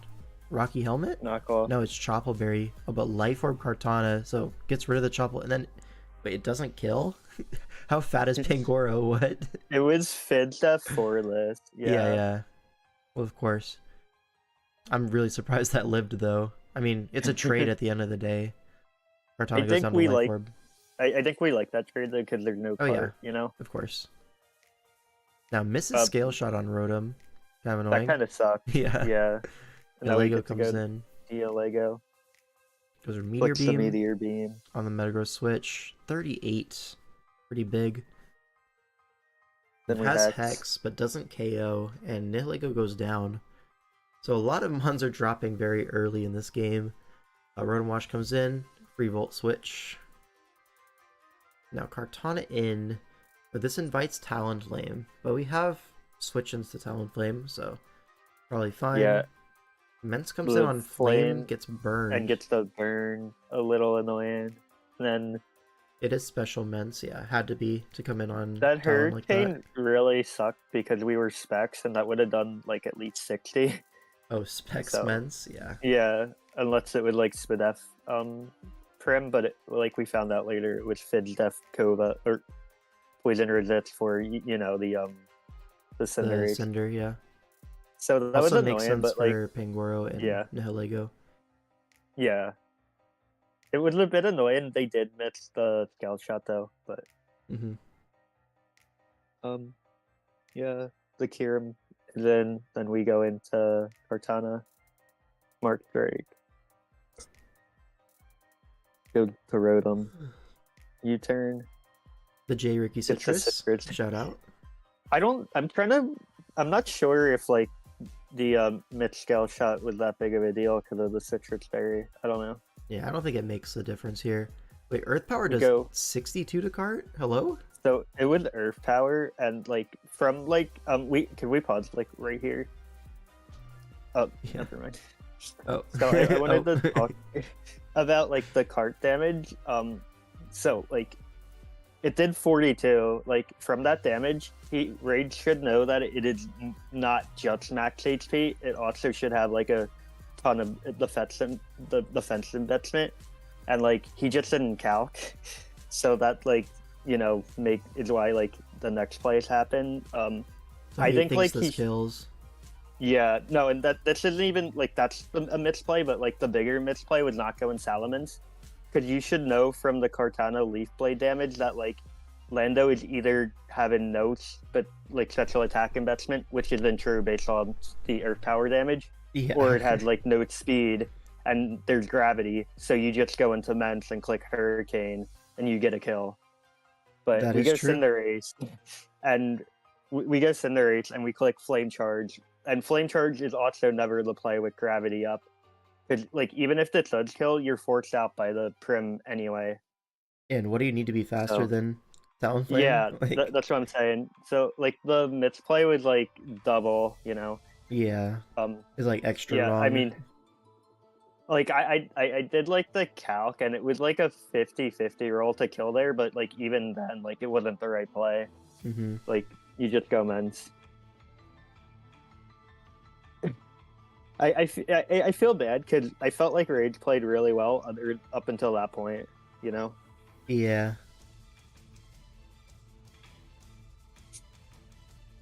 Another And Hydro Pump, yeah, but it misses. but it didn't matter. Like at Yeah, that this point, is probably Roost, right? Is it? Oh, it's not Roost. no, it wasn't rude. But But either yeah, way, Prim wins this endgame. it does. Yeah. Yeah. That's gonna be the game. So now the series is tied up magically. Well, funny enough, like, I think they're like if that Hydro hit, maybe like Mence could have lived or won, but it would have had a gotten like a Hurricane Confusion on Prim Yeah, and you have and to had hit it itself. you have to hit like 3 hurricanes. So Yeah, a bit it was rough. tough. Alright, Sammy C versus II. Alright, let's get into it. Brook leads Lead off into for- Xurkitree, so good lead for Sammy. Gets rocks up. Yep. Berserk just stays in for Energy Ball Chip on the Aya Papa Berry, rocks it, and then it's actually Focus Sash Xurkitree, which is why it stayed in. And it's just going to be a 1-for-1 trade, but rocks advantage to Sammy. Yeah, I think Sammy was happy with that trade. Yeah, seems fine. Dazzling Gleam. I thought it was weird going Coco to Revenge, because this would have allowed a spin immediately if the Donphan wanted to take it. But also, like, what else do you really go to? I think probably Zard would be a little bit more of a forcing line, but then still Donphan comes in on it. Yeah, Maybe Azelf. maybe. Well, yeah, but But I don't then- know. It's not like he had like a play that was like 100% right. I Yeah, think. if you go Azelf, then Beedrill comes in, U-turns to Donphan on the Fortress switch. So, like, I think eventually Donphan was going to get a spin-off if it was spin. So, yeah. And this is exactly what happens here. But no Donphan. So, Rocks, I guess, are staying? No, Nope, it's Defog Torn. Torn. Yeah, so same We difference. go to the big booth, and we Sword sword dance. Dance. Nice. Now return. This is a big crit. It's a crit. Yeah, it was a crit. Like I showed the set, and it was like a 1% chance to 2-hit KO, so we probably weren't getting the 2-hit KO. So it Yeah, definitely not. sucks. It's Aya Papa Berry. Shout out to Sun and Moon. Yeah. So like this booth puts in like big time work. We get the sub. Oh, this is big. Is this EV'd Yeah. for Empoleon to never break sub? Yes, and it's also soundproof, so Empoleon can't roar. Yeah. So, good prep here. Allows you to get, what, 3 kills with Bouffalant? Yeah, goat. definitely a bit lucky though, for sure, with the crit. Yeah.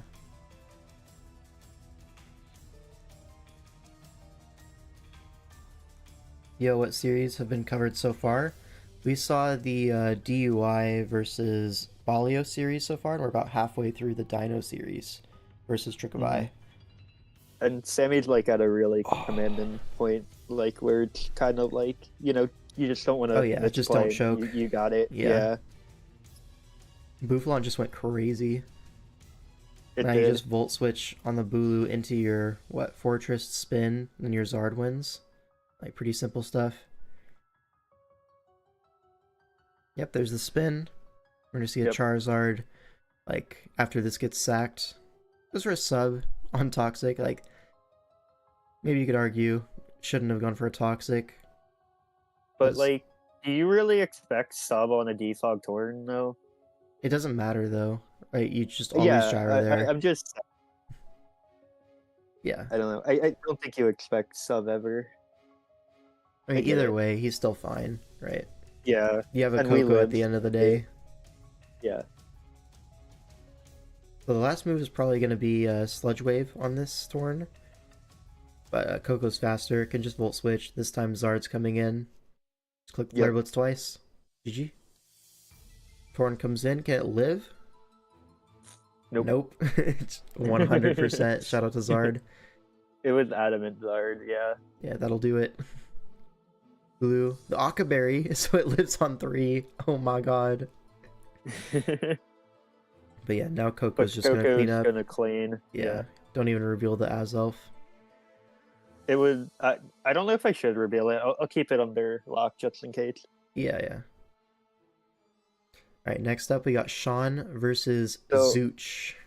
Like after Sammy beat we were up 32, and like the spirits were so high. Like I would like, yo, I'm gonna swap myself in next week.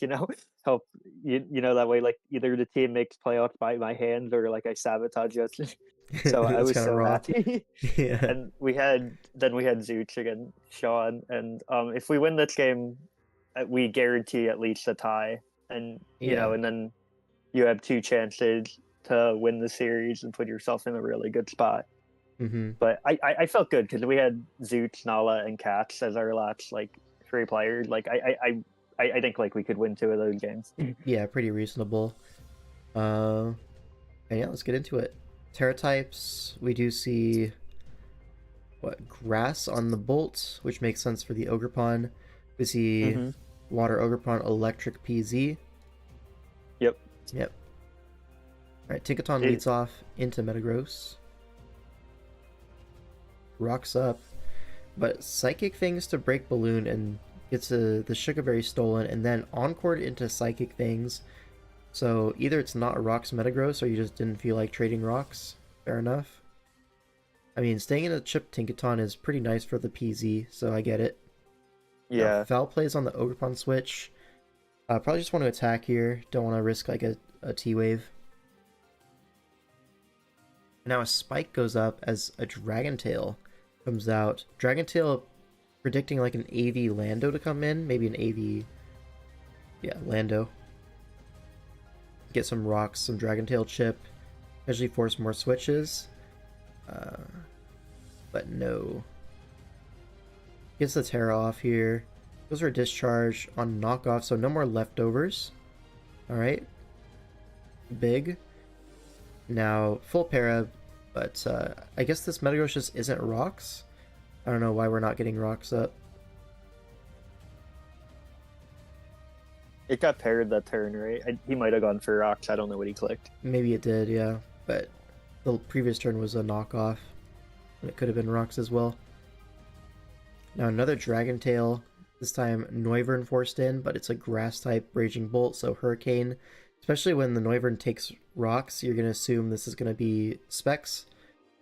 Hurricane does 37 to Aloe though, with eject button. Now into Tinkaton, okay. Neuburn was Choice Scarf for Yeah. Greninja in case the Battle Bond. Once you see the damage on Yeah. Aloe, you probably assume Scarf. Yeah. Now T-Wave's the Ogerpon, and that's a dead Ogerpon right there. Now PZ comes in. We're going to see a Terra Electric here, and probably a T-Bolt. Yeah, it gets chip on Mismagius. Good stuff. Now Lando comes in on Mismagius. Pretty brave. But a Destiny Bond is clicked. Alright. We click U-turn. So, the U-turn's actually, like, important to pay attention to. So that U-turn damage reveals that's Oki at 0 HP investment. That's gonna be important later. Well, it could be 0, right? I'm pretty sure after the game, they said they had some bulk on it. Baker showed me the like told me the set and it had no bulk. Like, Okay, well, so we're just lying out I here. don't- Someone's lying. I don't know. I don't know who. I don't know. Maybe but Baker. It's Baker lying to me. I someone mean, is. I did the damage calc, and that would like that looked like 0 HP. Yeah, So it had some bulk. All right, we're getting some conflicting info here. maybe if it was invested in Spadaf instead of HP. Yeah. I don't know.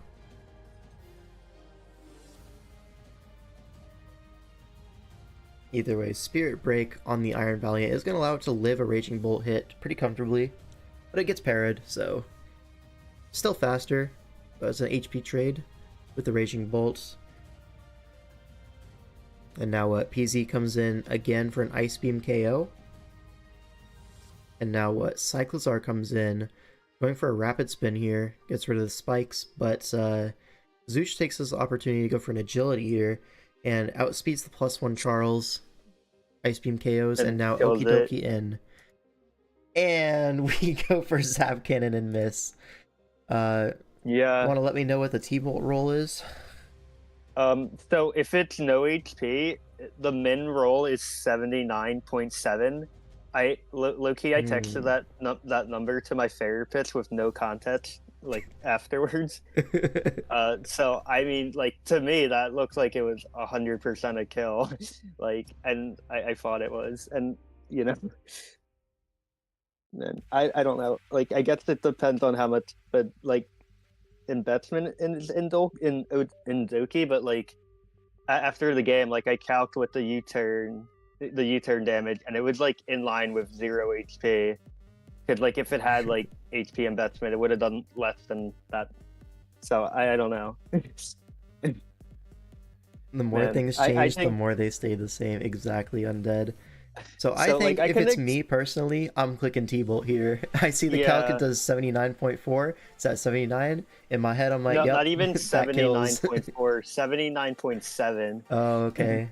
My bad, my bad. Like that's the mineral. Like that's in my head. That's the mineral. You know. Mm-hmm. So it's like. Okay, quick lying. I don't know. Both can be true. But yeah. Anyway, we clicked Zap Cannon, so I can explain like why Zooch had Zap Cannon. It was for like AV Allo. It kills, and like if you Zap Cannon on like a mirror code and you miss, you get another chance. You know, it also killed Syncaton from full. So like that's why he had it, but yeah, you know, he clicked it, like, and if it hit, it would have been funny and hype, but we missed. So Super Dolphin says Noivern just wins this. No, let's no, find it out. doesn't, because there's an Alola Momola. Well, let's find out. Because Flip Turn is not even a 2-hit KO on Noivern right now. Goes for a Defog. I don't know. Yeah, sure. it doesn't learn there, so. Was that defog necessary? Who's to say? It was. I mean, I don't know. I don't think it mattered. Like at that point, it was like I don't think it was possible to win. Yeah. Now here, the Lando gets 2-hit killed by CC. Shout out to Okie Dokie. Can we talk about that? No, it's not a roll, right? Or it might have been. Who knows? 45 and 43. That. Who knows? Yeah, who knows? Either way, Hurricane time. Yeah. Alright, we hit 1 Hurricane. We hit 2 Hurricanes. Gets Flip Turned on, does 11. Shout out to Allo. Miss Mages comes in. We hit 3 Hurricanes. Right? But Allo comes in. We hit 4 Hurricanes.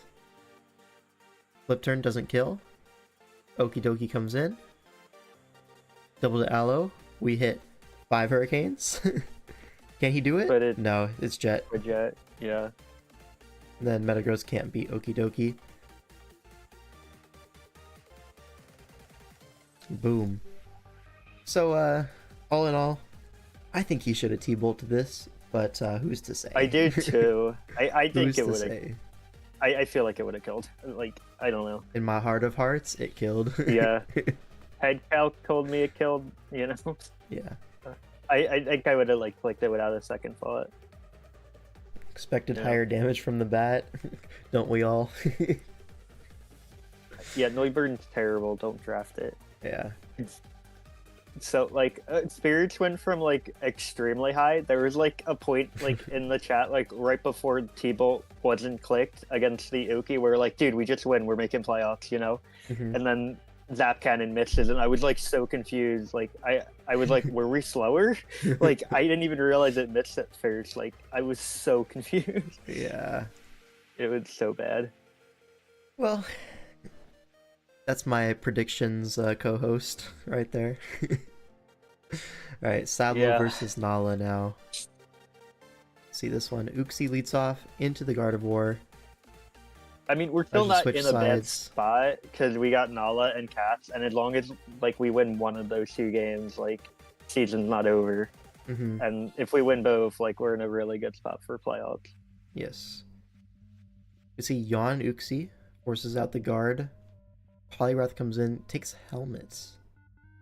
Right, so Uxie's basically dead for rocks. And now Drill comes in on Zapdos. Usually that's the other way around, but really prioritizing a spin here because you got a Talonflame. You kind of have to. And it is Spadef, Mold Breaker. Mold Breaker so you can EQ Uxie, I guess. Sure. Yeah, I think that was the reason. I And mean, Protect Lefties is actually going to be really big here. mhm. Now T-Tar comes in on the Heat Wave, does 6. It's raw. And back to Drill on the Volt Switch. And yeah, more lefties. Can also protect here if you really want to. Also not forced to. Can go for a Toxic, right? Amoonguss comes in. Very smart pivot from Sablo. But now Garbodor comes in, but another smart pivot. Goes into Zapdos on the Garbodor. Doesn't want to give up free spikes. But Volt Switch does very little anyway, so... yeah, but Toxic It's on the the Toxic Donphan. ball. Okay. Good stuff from Nala so far. Gardevoir comes in, takes 45 from Earthquake, but Hyper Voice doesn't kill because this is an AV Donphan with Gunk Shot. It was actually a trade in Donphan's favor there. I don't know if that was the right.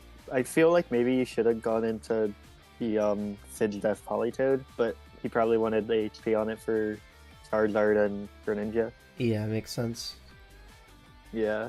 I mean, here, this Donphan has already gotten its 2 turns. Have a good rest. Oh, it's not sacked yet. Never mind. Protect. Yeah. The Zard was a good play. Mhm. And then we stayed in. Yeah, you have a Poliwrath though.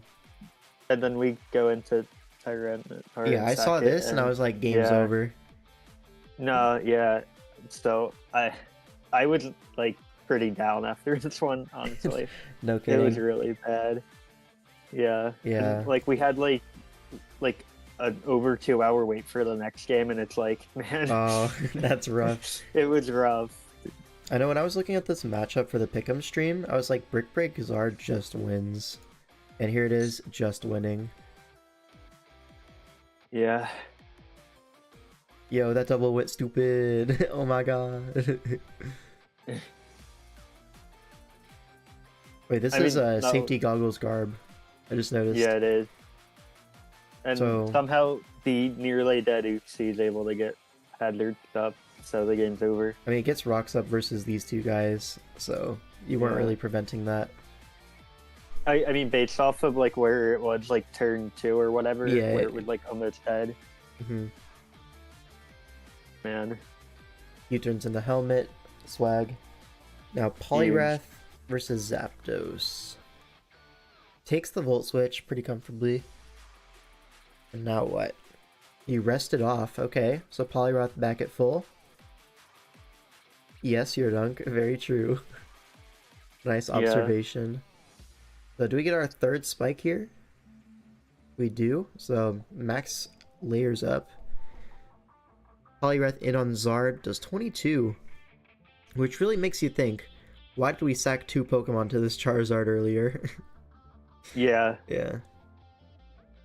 Alright, Gren comes in, but Gren can't kill from this range. And now Zap in on Rest. Right now Garbodor gonna be coming in on Volt Switch. It's in Rock's range now. Zard comes in. Yeah, we just sack. Who's concerned about SD and stayed in with Exca. Yeah, that one's fine, but then going T-Tar after, that one's a little bit less understandable. I mean, if it's SD Zard, then it's SD Zard. It's going to break through your Poliwrath eventually no matter what. So probably save your Drill, to be honest. Because Drill was a big threat. We just sacked it. Went to T-Dar to bluff Scarf. Okay. That's not what he told to me. I actually I don't remember what he said, but I don't think it was the right play. He just thought it wasn't Brick. Yeah. Either way, this Talonflame gonna lose to Zapdos eventually. Don't even need to Volt Switch if you don't want to, but here... Did he say that? I don't even remember. Whatever. It was like... Yeah, this game was rough after the Zerch game. Mm-hmm. Well, Yeah. Bluff didn't work, at least. Alright, gets Poliwrath in on Scald at least. For the Water Absorb. But now, it's in range of Volt Switch, and this Zapdos is just gonna solo. Yeah.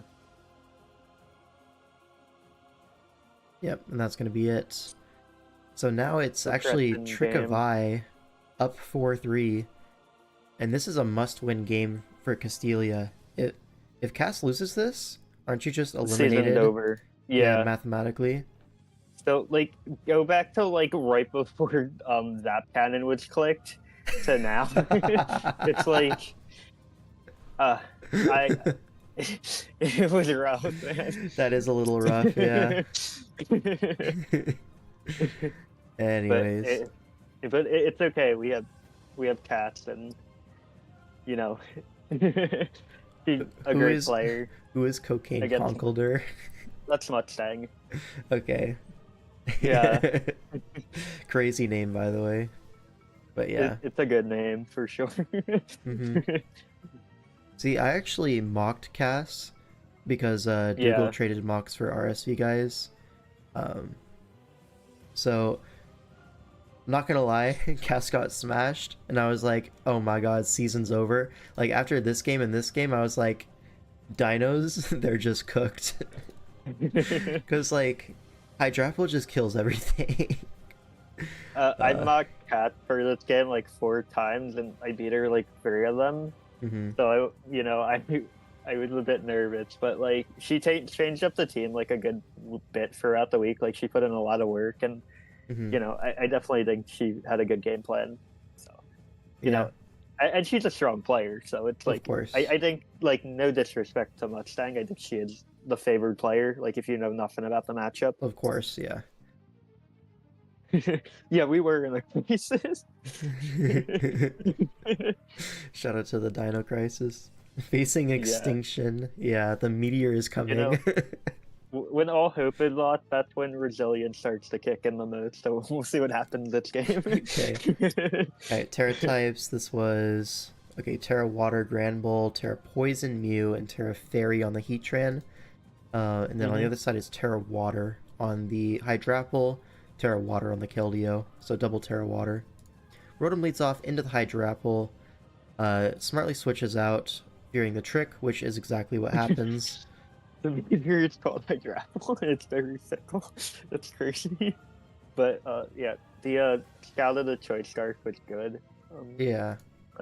When he got a free Heatran out of it. Gets rocks up, and now freest Flame Charge of all time. Yep. And now, Terrorblast. yeah, you just Terra Fairy. Which, Overquill's gonna be the switch and does 46, which is in range of Fire Blast, so clean 2-hit KO on the switch. Now Hydrapple comes in, has to trade HP here Yep. with a Metal Metal Sound. sound, Yup. throat spray. Yep. Hydro Gets the Pump does Hydro Pump, 46, not a 2-hit KO. And now, this was raw. That Fire Blast? Oh Yeah. my god. She's just She better. did live the fallen Hydro Pump, so like, Yeah. you know. But also, like, Terra Blast is the obvious click, and then if Treads Yeah. comes in, it's Scarf, right? And probably is Yeah. carrying some Steel move Heavy of some kind.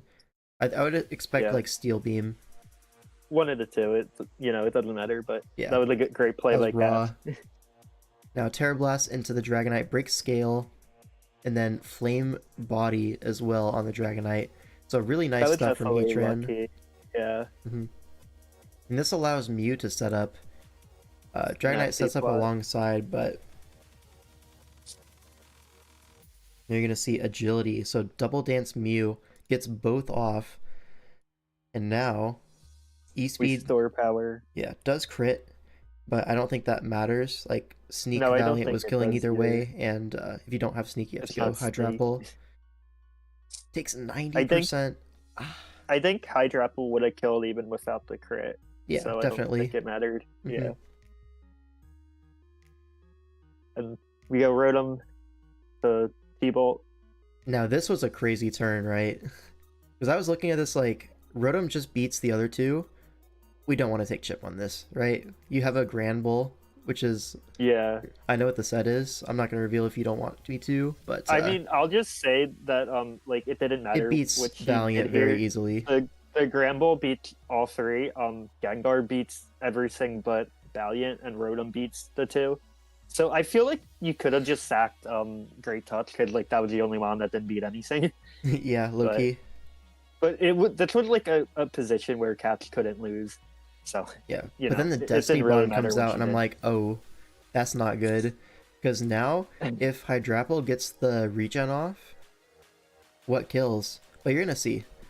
You're gonna see what kills. You'll It's see gonna what be the kills, Gengar. yeah. And it's Goat. actually just Specs T-Bolt. Yep. And that's gonna kill the Keldeo too. Yep. Mm-hmm. Season saved. Yippee, hallelujah, all that. You gotta love it when she fights for the schizophrenic sets and brings something real and you win. Yeah. Alright. So series is tied up. Both teams get a point. And Dino Crisis stays Season alive. saved. Yep. Yeah. Alright, now we have Zero Fox Given versus Slime Season. So- Season. If Fox wins this series, Slime is eliminated. But if they at least tie, Fox guarantees the playoff spot. Is that how the math worked out? I think Based on that's correct. other results, that's how it worked out, but it wasn't like that going in. Gotcha. I mean, we know two of the outcomes, so I think it's fair to say that, you know. Yeah. There's game 3.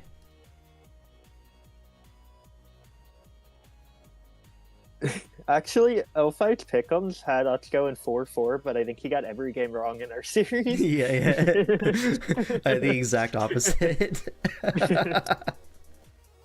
You got the result but right though. That's all that matters, right? Surely. Yeah. Some say it was a perfect prediction by those standards. The summer, not us, though. Well, not me. Yeah, that was kind of raw of me, not gonna lie. Oh, with Hubert and Ethan game 1? I didn't think it was. I think it was, right? It's labeled I game don't know. 1 on the doc. Oh. Maybe. I think so, yeah. Yeah, he Can we played on take that- Saturday. Yeah, gotcha. Can we take time to Glade too? I think he should be MVP for this season. Yeah, I he's think been played really best. fantastic. His only Yeah. losses to Hacks so far. Mhm. And it was like pretty bad. Like Yeah. multiple axle misses on a Shaman. Yeah, that was switching into Meow. Yeah, it could happen. But anyways, this matchup up against Ethan with a B. I mean, there's a lot of mons that are just hard-walled by Aloe and Hydrapple, but you can see there's no Hydrapple on this team.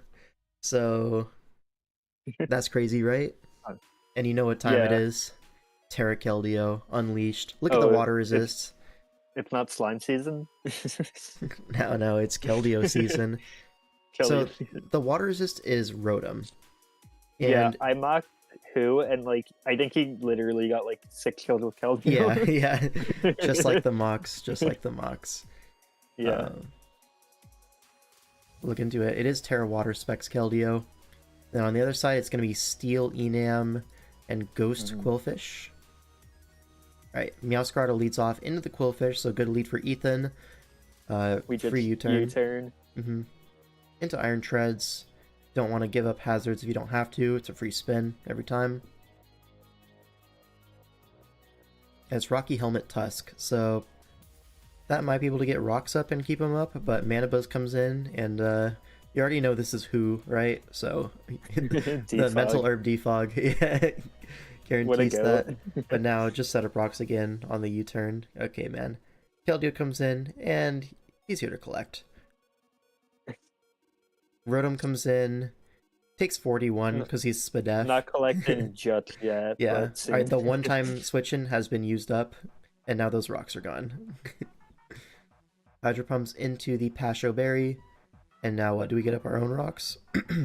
No, we go pivot to Meow. That covered Great Touch too, maybe, right? Yeah. Yeah. At least to an extent. U-turns on Quillfish, into Treads, and rocks do go up now. Now we get them up. Yep. Front. Aqua Jet. Dies to that, okay. But Meow comes in, U-turns for a little bit more chip. And into Keldeo. Screen. Yeah. Yeah. But Pain Split, so... Is that gonna save it? Yeah, for the time being. Yeah, one time it'll save it. And Keldeo takes a lot of chip, but it will start claiming now. So that's one. And it's faster than, like, over half the team, so... Can we talk about the individual Pokemon stats for SV? Maybe another stream. I'm actually kind of pressed for time. Like, it's a long stream and I have a busy day, so we're just going to be going over the games today. But yeah, definitely plan on doing a lot of reviews on individual Mons. Maybe after the season, you know, as like a whole season review of stuff like Aloe or whatever. Yeah. Anyways, right now, we're just seeing standard Draft League content. U-turn into flip turn into U-turn into flip turn. There's just nothing Ethan can do about it. Yeah. Like, what is he supposed to click? He can sub, but, like, Psychic Noise, yeah. From what I'm told, he thought that Psychic Noise prevented regen, which is just not true, you know? It's just a false assumption. And Deoxys is dead, and it, like, didn't really achieve a ton. Yeah. Like, net actual damage, the Aloe's at, like, 88 instead of 100. Alright, Metagross comes in. And we Aloe. have the Aloe. That did a lot. But now, flip turn. And is that all the chip you needed for Keldeo? No, not quite. So, Meow comes in. It must have been Assault Vest. Maybe, either way, you turn to Keldeo, incoming. Like, you can't stop it. It's time for kill, yeah. Yeah. Metagross comes in. It is AV. Only took 65. So, that's, only. 2 KOs for Keldeo. That's 3 KOs for Keldeo. This will be 4 KOs for Keldeo. And yeah, it's faster than everything, and Keldeo wins. It'll be 5 KOs for Keldeo. Yeah. That's exactly what happened in every just mock, like the mocks. Yeah. Yep. Every single time was flip turn, U-turn, flip turn, U-turn into Keldeo, and collect. 5 big booms. Yep. 5 big surfs. So, yeah, who's just so good? And now me versus Toxic. And yeah, so I can go a little bit more in depth on my own team. So this is Terra Fighting AV Tusk. It's pretty strong, able to trade into a lot of these Pokemon, and I have Healing Wish to bring it back for round 2. That's kind of the main idea behind the team. And then I have Specs Darkrai, because it just does a lot of damage, right? My team overall this week is not horribly offensive, so having a Specs Darkrai gives me a little bit of more punching power. And if I am able to catch an AV Samurott with a Focus Blast on the switch, it does just freaking die. And yeah, Specs Dark Pulse is also my best move at pressuring Bronzong, a neutral Terra type on Bolt, stuff like that. Does a lot of damage just in general. The only Dark Resist being Sam, and I guess Sneasler. But I'll take chip on Sneasler, you know? My Dragonite is going to be DD, E-Speed, Dragon Claw, and I think Low Kick for the Avalugg on the bench. Also, just fighting coverage is pretty good versus a lot of these guys. Then my Rotom is actually Charge, Pain Split, Dual Stab, quite fast, faster than Raging Bolt. So I'm actually able to 1v1 any Raging Bolt. Just with charge boosting my Spadef, and then if they Draco me, I Pain Split it all back, and, you know, all is well. Crown is going to be AV. It's my Specs Terra Dragon switch in, right? Because that thing is an absolute menace. It's also pretty good into the Terrapagos, stuff like that. It's also offensively very nice. And then Mesprit is just going to be Rocky Helmet, Defensive Rocks, Healing Wish. He's actually Terra Ghost on the bolts, which is pretty scary with like hazards plus spin block idea. But here I just get my Terra off immediately because I don't want to be switching in Great Tusk on my the Samurott with it still being a ground type. And if you look at the rest of my team, nothing else really wants to come in on Samurott, so I want to get that Terra off immediately. And it being Terra Ghost Raging Bolt, I'm able to just kind of Terra in front of anything. Goes for a U-turn. Probably going to be Scarf Sneasler. Lucky. Here, Close Combat does 40, and 40 is actually not very much. It reveals at least max HP on Lando, possibly more. And so I was thinking, my Tusk is actually super fast. It might just outspeed this Lando. Because it looks like it's Defensive Rocks, which could very well be slower than my Tusk. But that being said, it could also be faster. Either way, I think he's either rocking, U-turning on Mesprit, or knocking off, or something predicting Mesprit or Rotom, right? Right. So I just stay in an Ice Spinner. I am slower, but I take that because I'm AV, and Ice Spinner knocks it out. Now he goes Samurott, and this is like the biggest misplay of the game from my end, I think. He brings this out. It's going to be Scarf. Like, be real. But here, what I was thinking is, if he is Scarf, and he wants to like flip turn, I could go Mesprit or I could go Rotom, but if he Ceaseless Edges on either of those, I'm just cooked. You know what I mean? Like, it's just over. So, and being -1 defense, I thought maybe Ceaseless Edge might come out, but I actually live Ceaseless Edge. So that was a silly line of thought. But I thought either it's Ceaseless on the other two is really bad, or he might just be going for Aqua Jet or a Sucker Punch. Again, it's a wrong thought process because none of those kill. But yeah, so I just sack my Great Tusk to Scarf Samurott, and that's really bad. Right? I really would have loved to Healing Wish this back, because after a spin, it just kills everything, right? Bronzong is going to be forced to check this later, or, you know, Terra Ghost Bolt, but I'm perfectly fine trading HP versus Terra Ghost Bolt. That thing is really hard to take down otherwise for my team. My Darkrai can do it, but yeah, it's going to be rough. So I sack my Great Tusk for no reason. Shout out. Now he goes Sneasler, I go Mesprit, this is my Rocks opportunity. He gets the immediate Poison Touch. I mean, he didn't get it versus my Tusk, so fair enough. But now what this means is Samurott has the freest Ceaseless Edge of all time. There's nothing I can really do about it. So I go Darkrai, take a little bit of chip on my guy, a Spike goes up, and now I just go for the Focus Blast. Hits the Sneasler for 43%. That's a lot of damage. But it's Scarf, so I can't really stay in. I do live a U-turn, but I need my Darkrai alive, so I can't really make that trade. So I go Mesprit, get my last helmet hit in.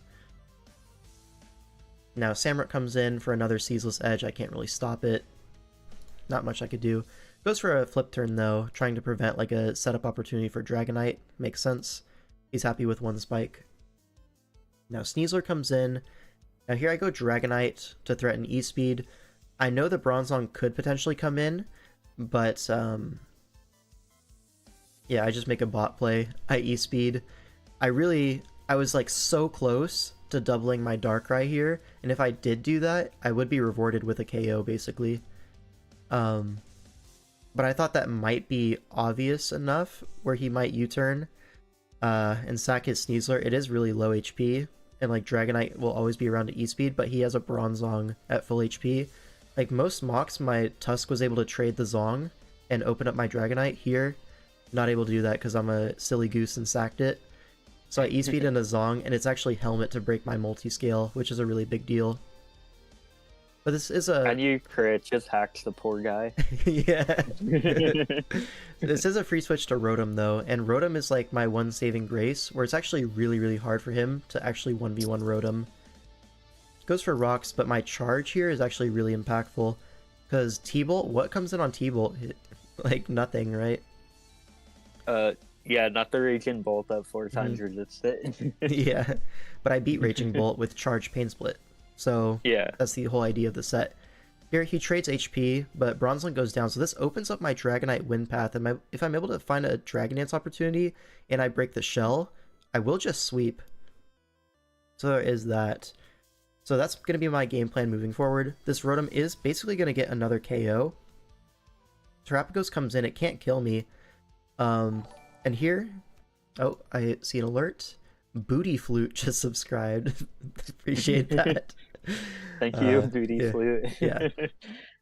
So here, under Trick Room, it's actually pretty likely that Terapagos is going to outspeed me, because I am very fast on my Rotom. So what I'm thinking is, if he goes for a Terra Starstorm, I'll live, and then if I Pain Split second, this Terapagos, all of a sudden my D-Knight win condition is completely set up. All I need is 1 DD, which I can get versus Samurott or Sneasler, right?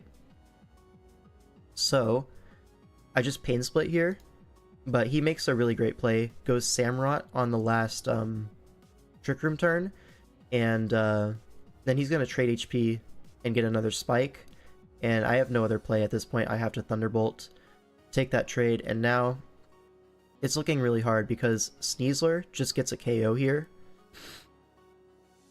In theory, I could save my Rotom and go Dragonite, but again, I'm playing around Dragonite as my win condition, so it's not exactly the easiest play to make. As well as, like, he's just going to U-turn, right? U-turn kills my Rotom. Potential poison proc on my Dragonite, I just can't make that play.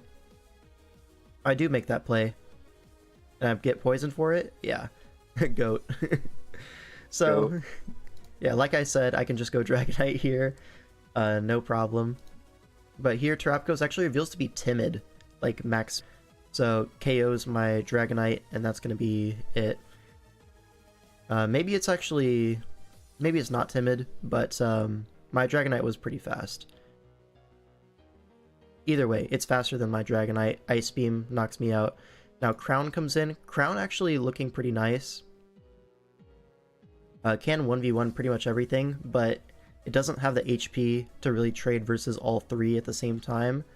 So at this point, my win condition is Sneasler dies to rocks. Like, that's my win condition at this point. Because if that happens, and then I'm able to get Darkrai in to, you know, Dark Pulse a few times, potentially flinch the Terapagos, that's my win path. So I just go for it, right? I Psyshock, trade down against the Raging Bolt. At this point, you know, it's kind of rough.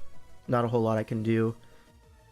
Trade that down, and now I go to Rotom Wash because Thunderclap actually kills Darkrai after these hazards, and my Rotom is likely faster, and he doesn't want to Thunderclap on like charge turns and like get a million of them wrong.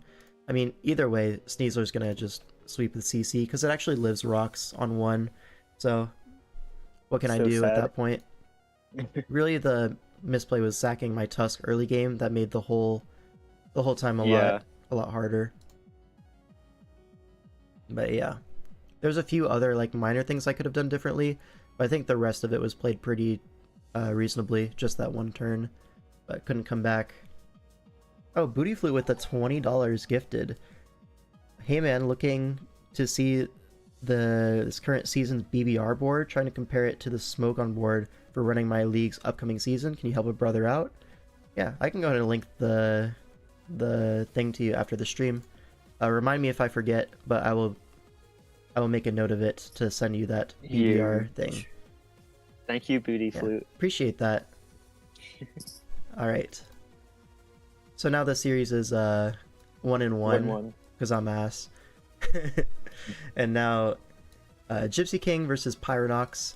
So this is a pretty interesting one. Gen 7, which I think is Pyro's strongest tier. Gypsy as well, though. Definitely strong in Gen 7. He's using this Mawile team that we have. We made some changes in the mid seasons to it. I think it's quite good. No longer a small streamer. Yeah, so true. um,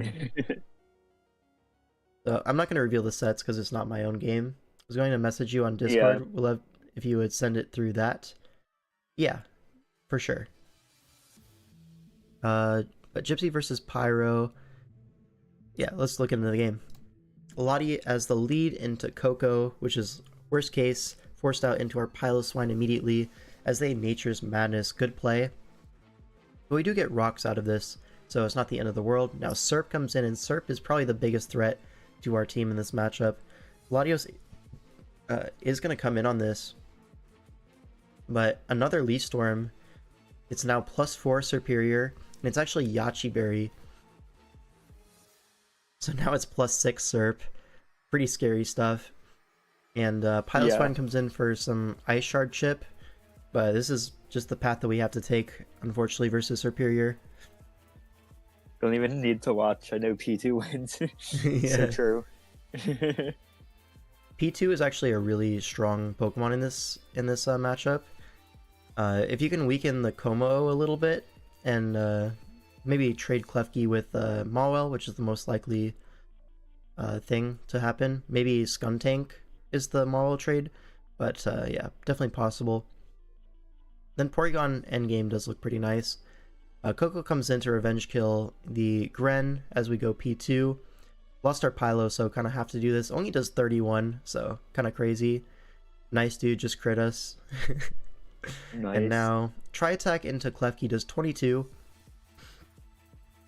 But it is eject button.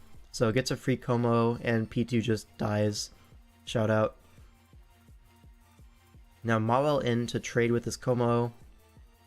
We're see a CC 35 because this is a very bulky Mawile. Iron Head just kills at -2, so shout out to that. Sharpedo comes in. Go hard Gren on this. On the Protect, gets that play right. And now another Protect to scout the Gren move. It's going to be Grass Knot. Now at least he knows it's coming. Earthquake does less than half. And Grass Knot almost KOs the Shark, but Destiny Bond. So able to trade with the Greninja. Pretty big deal there. Now Thundurus potentially could win here. It is T-Bolt Sludge Wave, and if you just kill Coco faster than everything else, so pretty big potential for Mawile plus Thundurus to take it home here. But it's actually Z Electric on Coco, so that's going to take away that opportunity. And now Mawile versus these three, the Skuntank Aftermath is going to be able to do it, right? Takes out the Coco, but even Klefki, right? Able to do 14 to Mawile, no problem. So honestly, just a really nice early game from Pyro, and he's able to take that advantage and run with it. Forcing KOs with Como, the Z Electric Coco as well. Really unexpected versus a Piloswine, and Latios you would more so expect like a Z Fairy, but Z Electric really came in clutch in that endgame. I mean, honestly, just good prep from Pyro, played it well. Not much that Gypsy could do about it.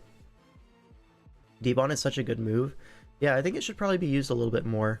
When it hits, it really hits. Alright, so now we're down 1-2. That's a little bit rough. But anyways. Now we have Lucas versus Dawn Mist. Alright. Terra Water my wrist Archon. I don't think that's how the line goes, but to each their own. I think it is. That sounds right to me. What's wrong about it?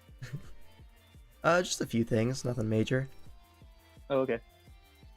Anyways, so this matchup is pretty interesting because like Gliscor can like always trade hazards versus Ting Lu, but Ting Lu doesn't really want to get hazard stack up versus Cinderace, so it's like a little interesting thing there. As well as like Spin from Terrapagos is like pretty doable. Like Petulant is a good spin blocker, but Terrapagos can force its way through Petulant eventually if it really wants to with Calm Mind, Dark Pulse, or Earth Power. So there is that. Ogerpon, pretty reasonable threat. I think we're Terra Grass, Raging Bolt to, deal with that. Cinderace, pretty big threat as well. But yeah, we have threats as well. Weavile, massive threat in this game. The only thing really stopping it is the Qwilfish, which is a limited resource, right? So eventually it's going to run out of HP. And yeah, the whole game plan is built around Weavile eventually breaking through. And yeah, it is Terra Grass. Terra Grass is immediately with Protect because we want to have that Ogerpon switch in guaranteed. Don't want to get play roughed on the switch. Now Pecharunt comes in on the U-turn. I think that 7% reveals Banded. I think so, anyways. Here, Hex into Gliscor only does 32% as a spike goes up. Pretty rough. Now Arachnid comes in on the second spike turn. And now Ogerpon comes in on the Web's turn. Right. And now Cinderace in on the Raging Bolt. Good play. But we can Protect to scout the lock. It's going to be U-turn, which means Corviknight is free. And now what? Ogerpon comes in on the Corviknight. We can just go into Raging Bolt, though. It is Boots. Pretty bulky, so able to shrug off an Ivy Cudgel here. No problem. I say no problem. Did 29. Mon is so strong. Terra Blast and Gliscor, 41. Not quite Draco range quite yet. Maybe a roll, but we have a Corviknight. Just absorb that Toxic. And the idea here is Corviknight slow U-turns into Weavile over and over again on Gliscor. So Gliscor being in is actually a good thing for us. Since we're boot spam, the spikes don't really matter. Except for his Tinglu, of course, but it's all good. Tinglu in, we can get a spike up. And now Corviknight again in on the Gliscor, as that last layer does go up, but again, a slow U-turn is coming, and Weavile is coming in after that, if it is appropriate. Goldango comes in, takes a spike and the U-turn. Now Tinglu again on the Goldango. I don't think it's quite in Weavile range just yet, or it doesn't want to, risk a Culverberry, because that would be devastating. Tarap actually comes in, reveals no boots, and it's just going to get almost to it KO'd by Earthquake. And now goes Pecharunt on the spin. Yeah, he's just the GOAT for that. Foul Plague knocks it out. And Goldango comes in, takes another spike. Arachnid gonna be the switch in this time. Is Boots as well, but gets tricked to Scarf, which is actually really obnoxious here. Because there's a Ogerpon right there. Doesn't want to allow the Ogerpon in for free, goes for a lunge. But Goldango can just stay in on that, no problem. But again, Corviknight in. But because of the speed drop and no more Scarf, it's actually faster.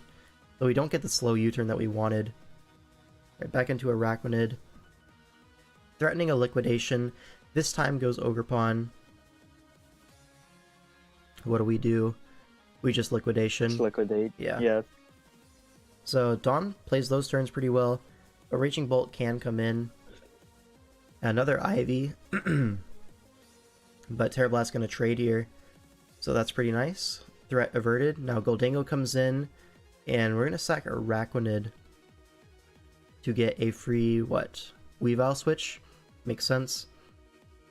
Now the knockoffs can start coming out. Qwilfish, initial pivot, takes spikes, gets his Eviolite knocked off. And now Corviknight comes in again on the Barbarage.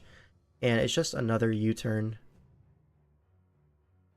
Goldango is Boots, but again, this U-turn to Weavile combination, what's Dawn even supposed to do about it, right?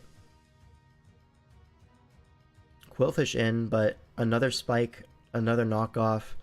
Corviknight comes in again. Pain Split, so it does heal a little bit back, but again, it's a fast U-turn because he stays in, but Pecharunt can punish that, stay in as well, no problem. Back to Corviknight, and there's really no progress that Dawn can make with his Qwilfish in. Another U-turn is coming because we catch the Gliscor. Now Cinderace in, U-turn into Pecharunt. Is faster with Hex, doesn't do a whole lot of damage, but can just recover stall these Pyro Balls. Gets burned, but still you can PP stall these.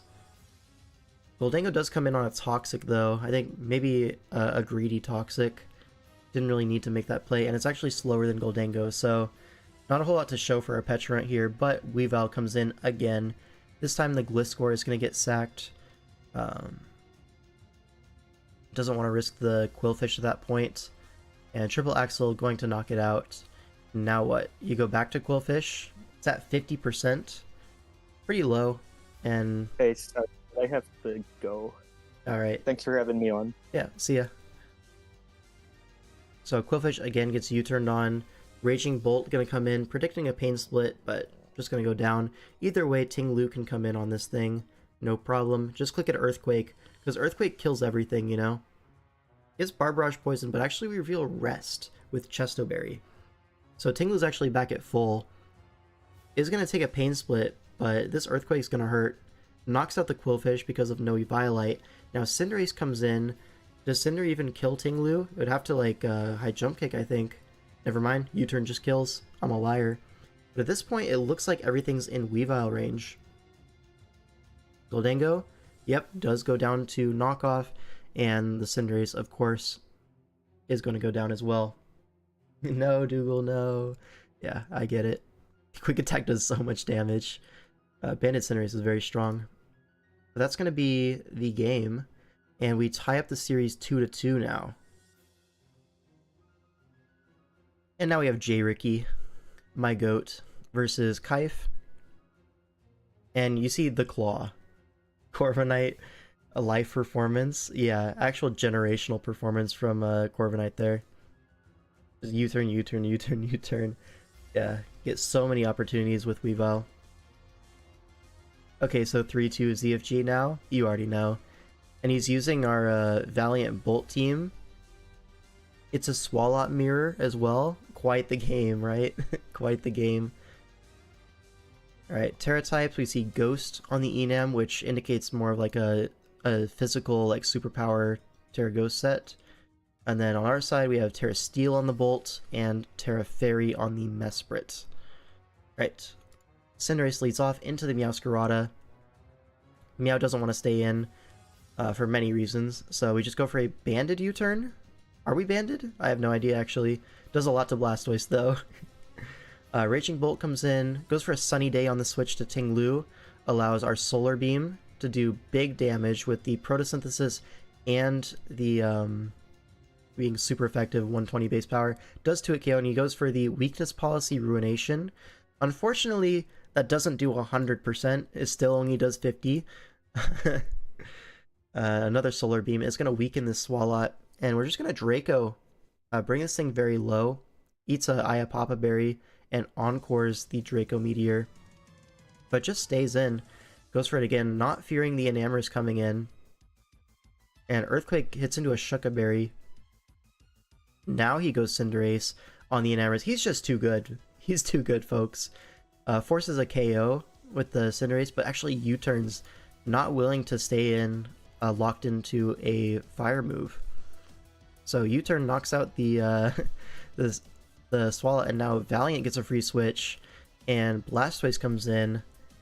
Why is Blastoise coming in? Could be Scarf. So not going to take any chances, goes into AV Claw, does a 9, and this is going to be a free flip turn. World's strongest Cinderace or world's weakest Blastoise? I mean, it does look to be offensive Blastoise, right? So who's to say? Either way, Cinderace comes in on the Meowscarada. Another day, another U-turn. You know how it goes. And now Valiant comes in because it's in Vacuum Wave range. Don't have to worry about any Custap, any Scarf. Just do that. Now Meowscarada comes in. The only thing we really need on this Meowscarada is like one Helmet Chip. And then Valiant just kind of wins. Like, it just wins. So goes to Swalot. But Flower Trick, not going to be hit by the helmet. And then the double to Valiant on the Ting Lu. He's just too good. And now Meow comes in again, but again, we have a Swalot at 77. No problem. And now what? Is just a free Toxic or what? Goes for a knockoff, gets rid of the heavy duty boots. And now Dragon Dances, but our Swalot stays into Encore. And the game's pretty much over at this point, let's be so for real. Enamorus comes in on a Swalot, but the double to Valiant. Okay, so Kai catches him on that one, but now Claw comes in, takes 2 Terra Blasts. J-Ricky's making me feel some things right now with these plays. You and me both, bruh. Cinderace comes in, free Pyro Ball, knocks out the Enam. Bax comes in, but it's actually not Banded Cinderace. Wow, it's just that strong. Low Kick knocks it out, and then Meowscarada can't kill Cinderace from this range.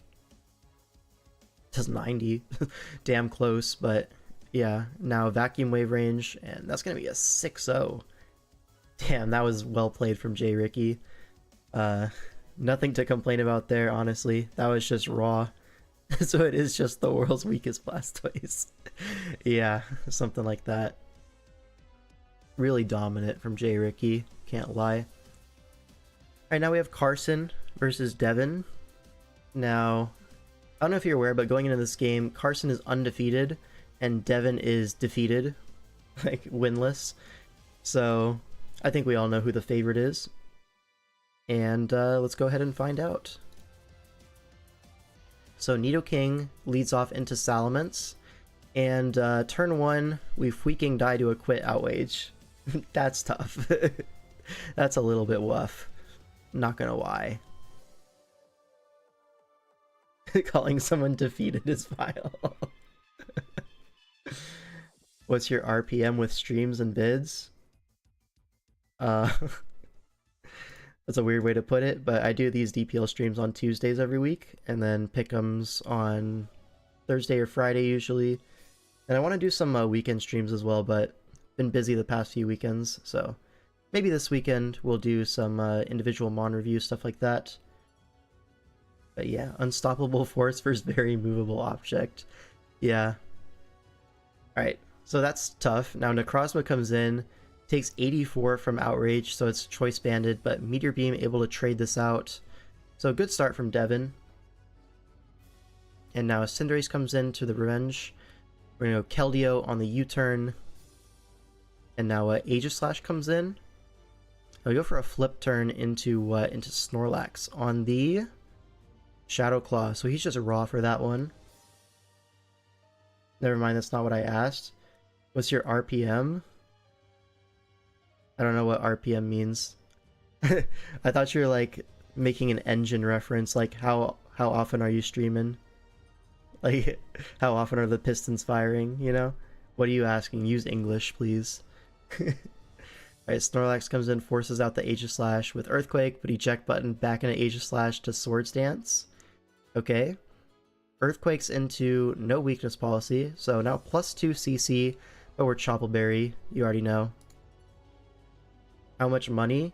I don't know. This is like the second stream that I'm doing with ads on. So we'll see. That was Life Orb Aegislash and it didn't kill Snorlax. Hard body. Now Nihilego comes in, is able to clean up that kill.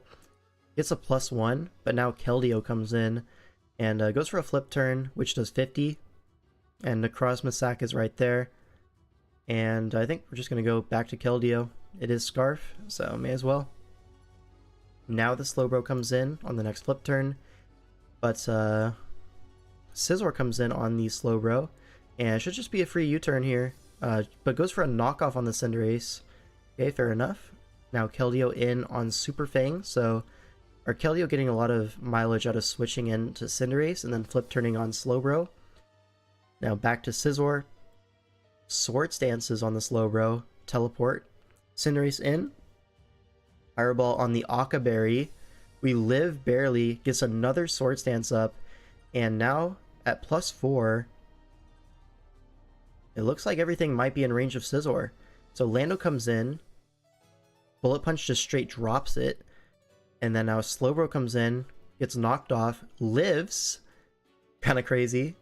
But now Scarf Keldeo is like pretty easy. You just go for Surf. And then Torn should be able to beat last Mon Slowbro no matter what, even if it does recover. It actually doesn't reveal to have a Slack Off on the Slowbro. So Carson comes back from an unfortunate start to a very strong finish. The Scizor just puts in insane work, and that's going to be the game. So Carson does end the regular season 6-0, and he wanted a break week 7, so we're going to give him that. But that's going to be the entire regular season from Carson. Really fantastic stuff. And that's going to put us up 4-2 in the series. So with that tie, we actually lock playoffs. So the rest of these games, they like matter for seeding or whatever, but not the highest impact games. So now we have Genius versus Pi, who is subbing in for Rob Jr. Yeah. And yeah, let's get into the game. Lando T leads into Cobalion. They matter for the other teams, yes they do. So it matters a lot for Slime Season if they're able to win these last 2 games, because a tie will keep them in the tournament, but if they lose, they're out, just straight up. So it's like a situation where ZFG, we're chilling, but them, they gotta try their hardest, right? Yeah. So Dragon Dance D-Knight gets one up. We have Mandibuzz though. Ice Punch only does 54%. It's weak armor, so we actually have 2 foul play opportunities if the first one doesn't KO, which it just does. Wow. U-turns on the Rhyperior into Keldeo. Pretty simple stuff. Ice Punch only does 13. Is Rocky Helmet Keldeo.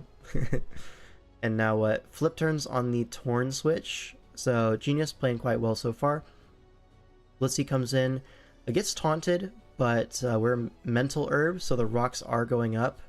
But now it gets taunted again, so a nice double taunt. Now Mandibuzz comes in.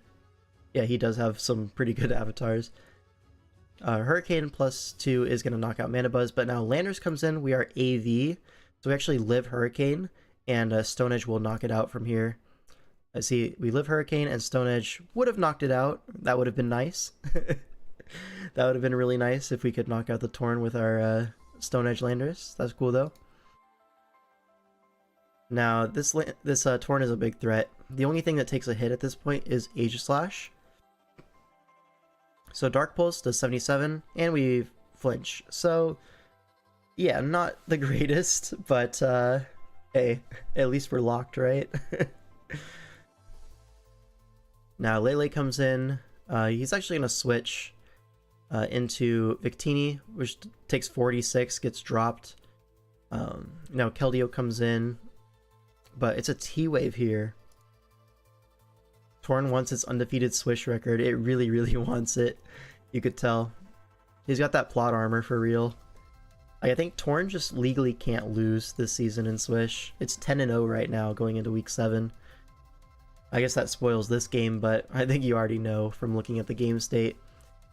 Genius is just cooked here to this Victini. Just gonna kill everything.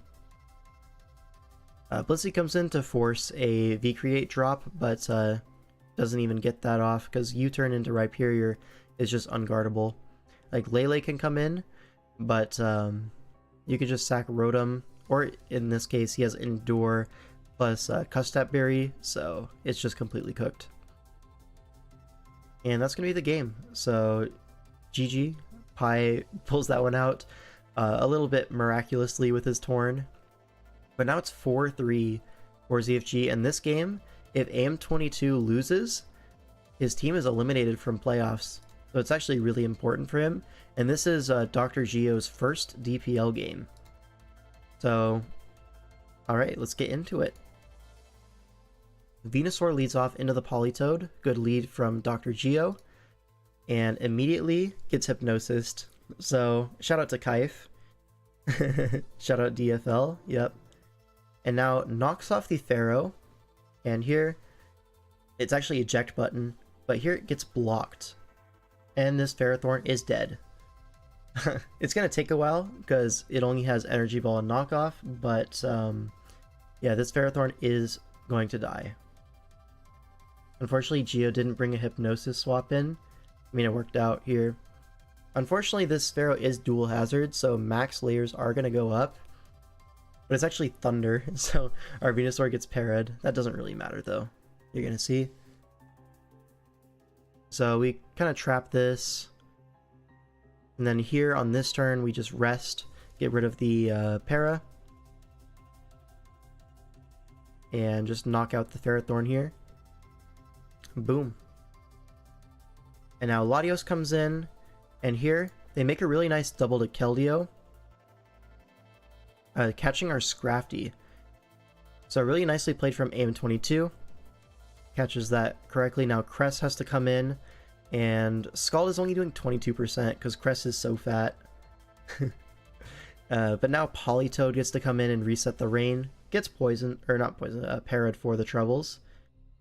You think Cress was fine on that Latios though? It definitely was. Like, there's a few improvements that Dr. Geo could have made in this game, but yeah. Cress would have been fine on the Lati. Now just gonna Moonlight, stall out some rain turns. Eventually this thing is gonna get Scald Burn though, so it's a little bit of a dangerous game. Eventually does just go into the Venusaur on this Politoed. Full Paraturn, pretty nice, and now it's a free knockoff. So just gonna go for that. It is Colbur Berry Latios, which makes sense. There's a Crook on the bench, so it doesn't want to get Pursuit Trapped. Cresselia in on the Latios, takes 22 from Surf in the Rain. Yeah, very fat Pokemon. Gonna Moonlight, even in Rain, ending up a little bit healthier than we started. Now Skarm comes in on the Swampert, which I think this is the big misplay of the game. Because what this allows is our Defogger gets 2-hit KO'd because it reveals mixed Swampert. At that point, we really could have sacked the Venusaur to guarantee the Fog. And then with no hazards up, I think we're in a very commanding position. This was a bad turn for me, 22. Yeah, that's also kind of rough. But this one in particular, losing our Defog, it's like all AM22 has to do is kind of switch around and wait, because these hazards are going to do so much damage now that the Defogger's dead. I mean, they've already done Big Chip, but they're going to do even more now. And it is Recover Lottie, which is really good into Keldeo, of course. Start of the bad turns, yeah. Ice Beam Crest reveals all 4 moves, and you see that it can't really hurt the Mega Swampert.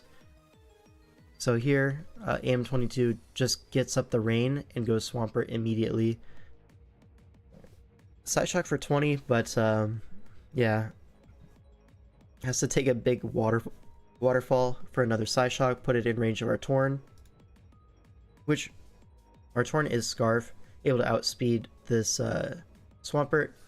And there's no flying resist, so can just go for a Hurricane here, get a KO. Politoed comes in on the Hurricane. Now here, he switches out into Crest, I think fearing what? I don't know what this was really for. Doesn't want Weavile to come in after, but what are you going to do about that, right? You have to take your KOs. Maybe trying to heal it back up. Heal the Crest, but no, then we double back to Torn, expecting the Swampert to come in. So it's really just wasting rain turns, but that doesn't really matter, right? If anything, rain up is better for us, because accurate Hurricanes and then our own Keldeo does more damage, able to maybe break through Latios that way. So I don't really understand that. Here just goes for the Hurricane Confuse, because at this point you kind of have to. Not going to get it. And that's going to be pretty much the game. This Weavile kind of solos at this point. I mean, Keldeo can live a hit from Weavile, but there's a Latios. There's an opposing Keldeo at full. Crest is at 25, 12 after hazards. Like, the opposing Keldeo wins. Everything kind of wins.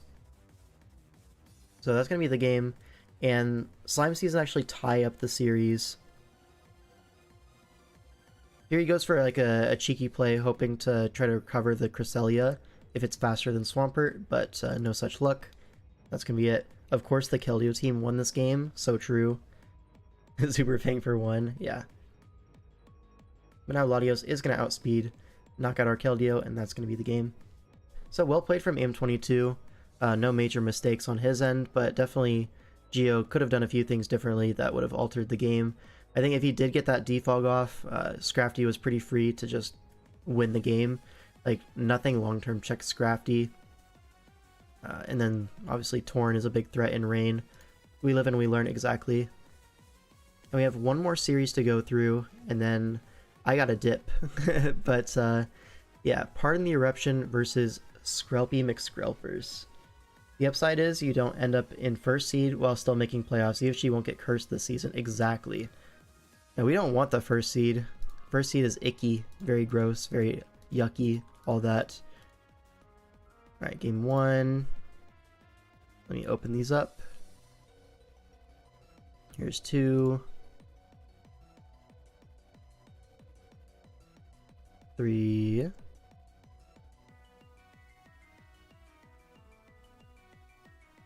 Who's game 5?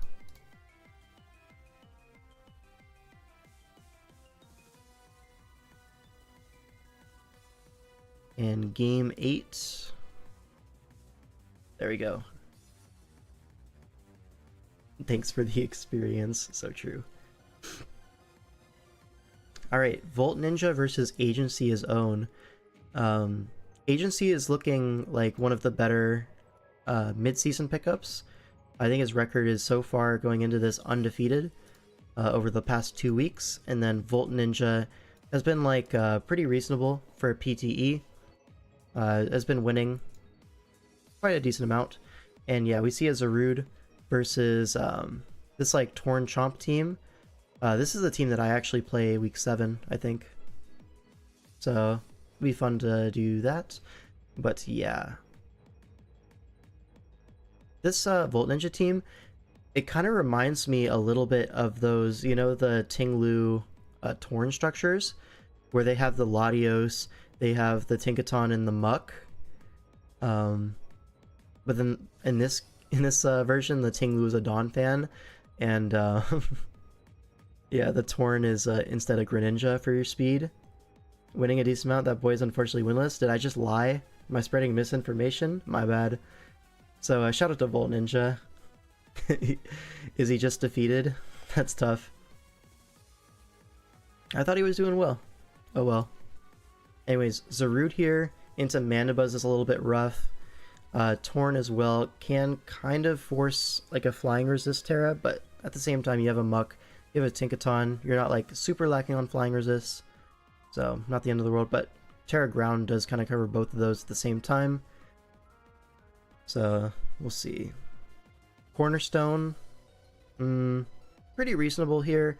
It might be Encore to check like a bulk up Zarude, something like that. Encore Spikes maybe, or like Encore U-turn, something like that. Maybe Stomping Tantrum with Power Whip Ivy. There's a lot of moves that Cornerstone wants here. So it can't fit everything, but I would expect Encore. Probably Whirlwind Mandibuzz. Now let's get into the game. Terra types, we see Electric on both the Torn and the Zarude. Alright. Gonna lead off with a Torn, Terra Electric immediately. Flip turn with Scarflotti. Muck comes in on the Sludge Bomb. Alright, that was a lot. U-turns on that now into Metagross. Pretty free switching. And now T-Spikes goes up, which is only going to hit 3, but still pretty reasonable. Now we see the J-Ricky Citrus, and a Roar comes out, so that is going to force the Ogerpon to get poisoned. No opportunity to remove with a Defog or anything. And just going to trade hazards a little bit. Spikes goes up. We do see a U-turn into the Mandibuzz. Alright, so now it's Rocks and a T-Spike. And T-Wave into full para immediately. Shout out. Now Play Rough is doing 27 into another full para. 33 this time, so another full para. A little bit unlucky, some might say. But it does get the roost off, so no harm, no foul. That's a reference to Mandibuzz the Bird, foul. Hope you guys got that one. But now defogs away the spike that he just set up, and Rocks go right back up. So basically just removing the T-Spike in effect. And yeah, this is Mandos is going to end up being low. Shout out wordplay. Exactly. Another defog, but Rocks are going back up. So trying to switch on the forced Rocks. I mean, gets the turn right. Now Donphan are going to be the sack to Garchomp. And that is exactly 2 turns from Donphan. Round of applause. Yeah, typical Donphan behavior. Now Torn gonna come in on this Gren. Reveals to be Protean Ice Beam. It looks to be specs into AV Torn.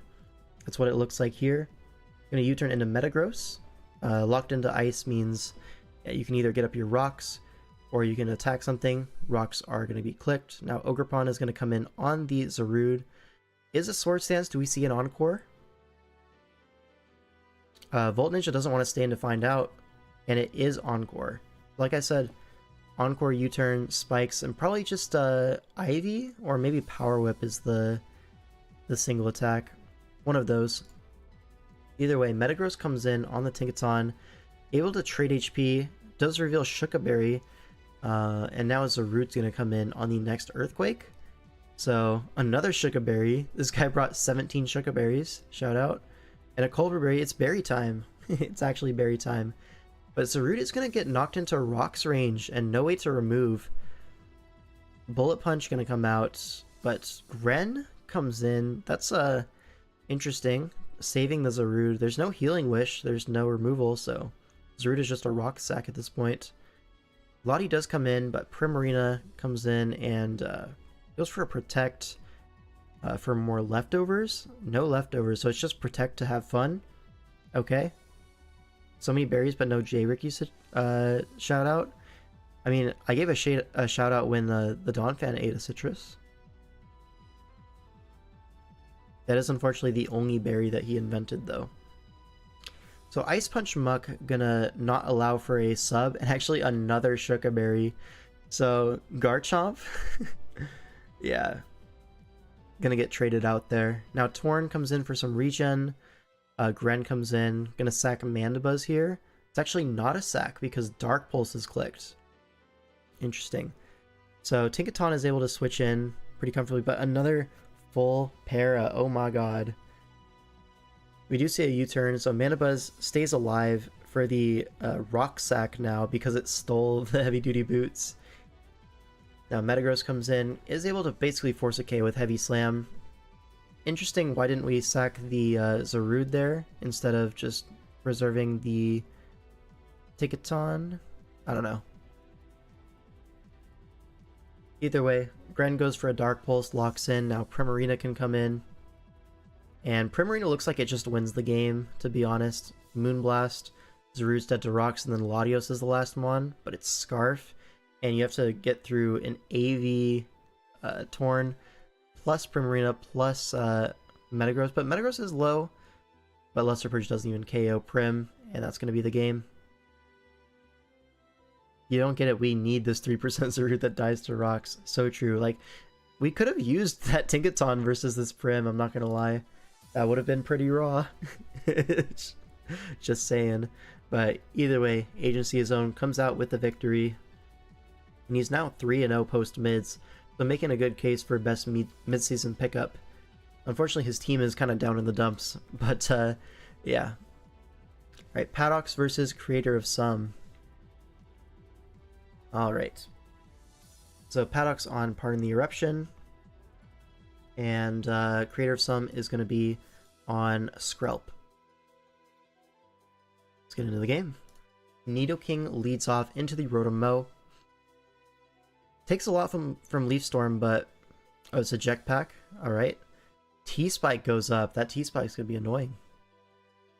Now Tapu Koko, the Tornadus, comes in. And taunts the Metagross here. Dodges a Meteor Mash, pretty lucky. That would have done a lot. Heat Wave does 45, so looks to be Assault Vest Metagross from that damage. And yeah, it gets a free U-turn now into Jirachi. And now what's this Jirachi going to do? It's going to Cosmic Power. And Earthquake is going to trigger Weakness Policy? Yep, Weakness Policy. And now the Wish in the air is actually the scary part. Because now you can Wish Protect. Okay, free Rocks. Shout out. But here, this Jirachi is going to be really hard to break, especially with T-Spikes up. Can't really go Necrozma and set up alongside. So every time you Wish Protect, you are risking a crit. But now Rotom-Mow is going to come in on the next Cosmic Power. And I think you can just Stored Power this. It is faster than the Jirachi, alright. And Sword Powder was 31 to Metagross, so you probably just take that KO. Goes for a Wish, a little bit greedy, risking a crit that was probably unnecessary. But either way, rewarded with a full HP. Jirachi, and now Dragonite comes in. It looks so dead. Yeah, I agree. Sword Power is 58% as T-Punch does 9 and full paras. Now, I don't know about you, but when I see that the Dragonite's best move to hit me is Thunder Punch, I'm going +6/+6. Low-key. Gets a crit here, which is pretty impactful. But, yeah, now we're at 60%. Necrozma comes in. Heat Wave does 25. Another Stored Power does 54, so... Looks like Paddox, once he gets parried, he's like, I'm not messing around, I'm just getting my chip. And it's basically just a 3-for-1 trade with Jirachi versus these three. Kartana is able to come in, revenge kill it finally. But yeah, definitely got his money's worth out of the Jirachi. Now, Buzzwole comes in. Why are we naming all our Mons different Mons? And yeah, Scarf, close combat, gonna knock it out. Keldeo comes in, but he just stays in, goes for another CC. Rotom dies. And now, I mean, it's Keldeo versus a team of 5 with Torn and Feeny. It's just cooked. Shut up, Blacephalon. On God. Now, Hydreigon, the Tapu Fini, comes in and KOs the Keldeo with Moonblast. Because our captains gave him the wrong team for the week. That's actually a funny bit. I like that. Okay. I understand it now. But anyways, Paddox wins that one. That ties up the series 1-1. And now we have Slick Panther versus Rai. Alright, so Rai having a really fantastic season for us so far. Slick, I'm actually not 100% sure on his record so far. But I think he's like 3-2, if I had to guess. Something like that. He's been like pretty reasonable. So it should be a good game. 2-3 going into this. Never mind, he's horrible. Negative record? Come on, man. But anyways, let's get into the game. See Gallade lead off into Greninja. Nice lead for Slick. We see Spikes from a Sash lead Greninja. Do we see Shadow Sneak? We do. So limits the Gren to 1 Spike. Really good stuff. Now Thund comes in. Doesn't really one-shot Gallade though, so willing to just stay in and go for a knockoff on the Mesprit switch in. And now it bulks up on the Mesprit T-Wave. Alright. And now Dazzling Gleam does 34. This thing is so bulky. Goes for a Drain Punch here. Gets a little bit of HP back. And now Sneak is a 2-hit KO. Fair enough. But gets full parried on the next one. I mean, about as expected for T-Wave odds. Now U-turn Archeops. Just gonna revenge kill this Mesprit. No problem. Yeah, this is Oras. Left key in, sets up a Reflect in front of Golurk as rocks go up, and Foul Play into the Colbur Berry. Not quite a 2-hit KO. And Brick Break actually prepared for the screens. And can now just Earthquake, trade the Klefki. And 2 Mons dead on each, but double hazard advantage for Rai. Another Foul Play from Slick. It's actually Life Orb Foul Play. Pretty strong stuff. Now Thundurus comes in, but Roserade gonna be the switch in on Wild Charge. So is this Power Herb Fly? It would make sense into Roserade plus Gallade. Appears not though. Or you're just scouting for Scarf Roserade. Zard comes in and gets poisoned. Is it Scarf Roserade? It is not. Alright, so Zard gets the KO and +1. Now what? Archeops comes in. Seems to be Scarf. Blastoise comes in. On the Earthquake does 26%. And now what? Torn comes in. This Blastoise is a real menace here. Really hard to kill. But Hurricane does 42%, and that chip is going to be really impactful. And hits itself in confusion. That's a little bit unlucky. Grass not going to finish it off without the risk of missing. And now Thundurus comes in. Goes for a superpower. Looks to be Scarf Thundurus. Okay. And Archeops has to come in. So is this doable for Rai? I think you can sack Zard and then superpower sweeps. Because Intimidate could trigger Defiant, and then Scarf superpower wins, right? Alright, sacks the Zard on the Stone Edge dodge. Okay, but another chance to hit. Alright, so is it Scarf Thunderous? Well, if it is Scarf, it's slower than Scarf Archeops. So shout out to Skrelpers once again having Trick Room spreads. As usual. You gotta expect it at this point. Like, I'm being so for real. It's actually chronic.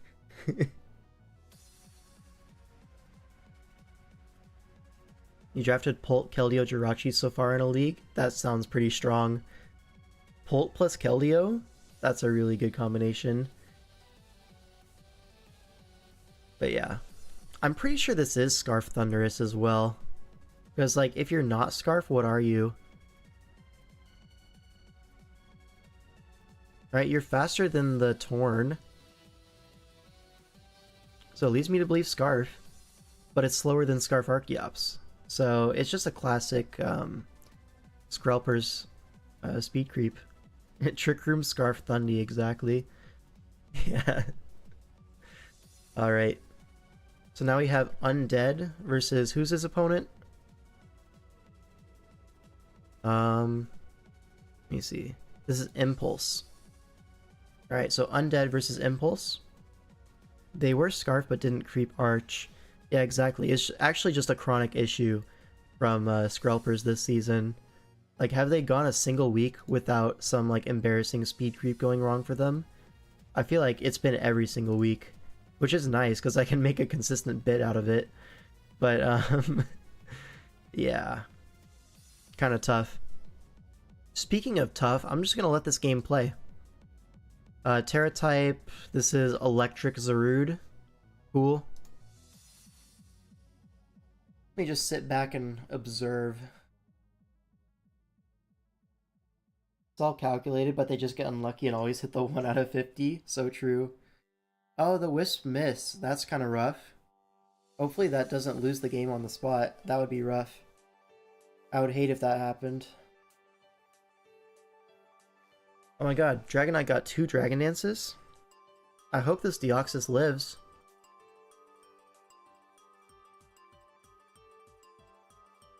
Oh, doubles to Gliscor. Nice play. Extends the game by 1 turn. Hopefully it just doesn't have...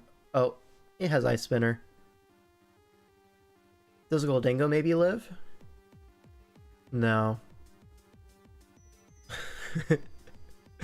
And he drops a Calc in here. That +2 Adamant Earthquake versus his Deoxys spread, which is max HP. 25% chance to OHKO, but it OHKO'd, and that's the ball game. So, yeah. Technically this should be on this side, because PTE, POV. But that's going to be the game. And now we're up 3-1 as Pardon the Eruption. So, Wheelchair of the Season might just be... This is the title, the thumbnail, everything. Just like the mocks, yep. Anyways, now we see Hunter versus Bobbert in Sun and Moon. We could just move on from that one. All good. Just like the mocks. Alright. This one is going to be kind of crazy. Granbull MVP. So true. Alright, Hunter Z infected, Bobbert. I think Bobbert has been kind of struggling this season. Hunter on one of his like nicer seasons as well, so you have to say this is an advantage for Hunter. Let's get into the game. And we got a lot of role playing in the chat. Yeah, shout out. Didn't they say it would either be D-Knight 6-0s or they get 6-0'd? Yeah, they did. They linked the game, said join for the biggest wheelchair of the season, and they did not disappoint, let me tell you. Big Tangela, rub. Yeah. Alright, Garchomp goes for a Sword Stance at lead, and Firefang just OHKO's Klefki, and what's stopping Garchomp from this position, folks? Look at his team. There's 5 Mon Slower and a Zeraora, which, I don't know if you're aware, will die to Earthquake here. Okay, so Hidden Power does a decent amount, but everything's slower than Garchomp. Camera Up comes in, it's Indoor. So season is saved. Hunter smartly saves his Garchomp, just goes Scarm. But actually the Scarm is slower, so it's not actually a smart Scarm switch. So that was a sequence of all time. Now Mega Diancie comes in, picks off the camera ups, and wow. Gets Rocks up versus Rotom, dies to Hydro Pump. But when Garchomp does that off of lead, you can kind of afford to be a little bit reckless. Now Uxie comes in as Sunny Day Tangela comes out. This guy wants to be Genius X so bad, but he just can't be. Light Screen goes up, and now Toxapex in on the Reflect turn, and now basically, how does Hunter lose this? He can't, right? You just Toxic everything, no problem. I mean, screens are up, but yeah, you just spam Toxic, waste screen turns. And now here, the Future Sight should hit, and the Uxie goes down. What are the games this week? We all want to be Genius X, so true. But here, substitute Zard on Toxic. Tangela is the switch in. Do we see a DD? We see a Flame Charge, close enough. He thought Future Sight would trigger eject button. Yeah, I mean, that's a pretty niche interaction, not gonna lie. To Hunter's credit, the Pex was eject button, and Google told him Future Sight would proc the button. Yeah, Future Sight's a weird move, though. So, yeah. So now he gets reverse swept by Charizard. Wait, did he actually listen to Google Gemini as, like, the AI answer? You never do that for, like, mechanic questions. Never do that. But anyways, Pex comes in, Earthquake, and shout out to Charizard X.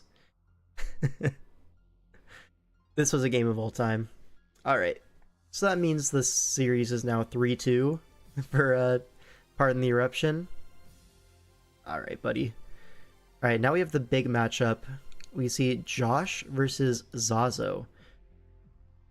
These are honestly two of the best ORAS players in the whole format right now. Bet Gemini would also tell you that you can swap moves with choice items. Yeah, it just be lying, you know? Anyways, Josh versus Zazo should be a good one. Alright, Chomp leads off into the Lando T.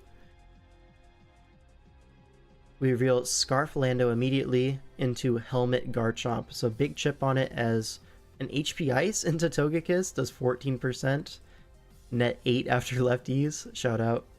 But Zapdos can come in on this for pretty free. And everything's not doing a whole lot of damage right now.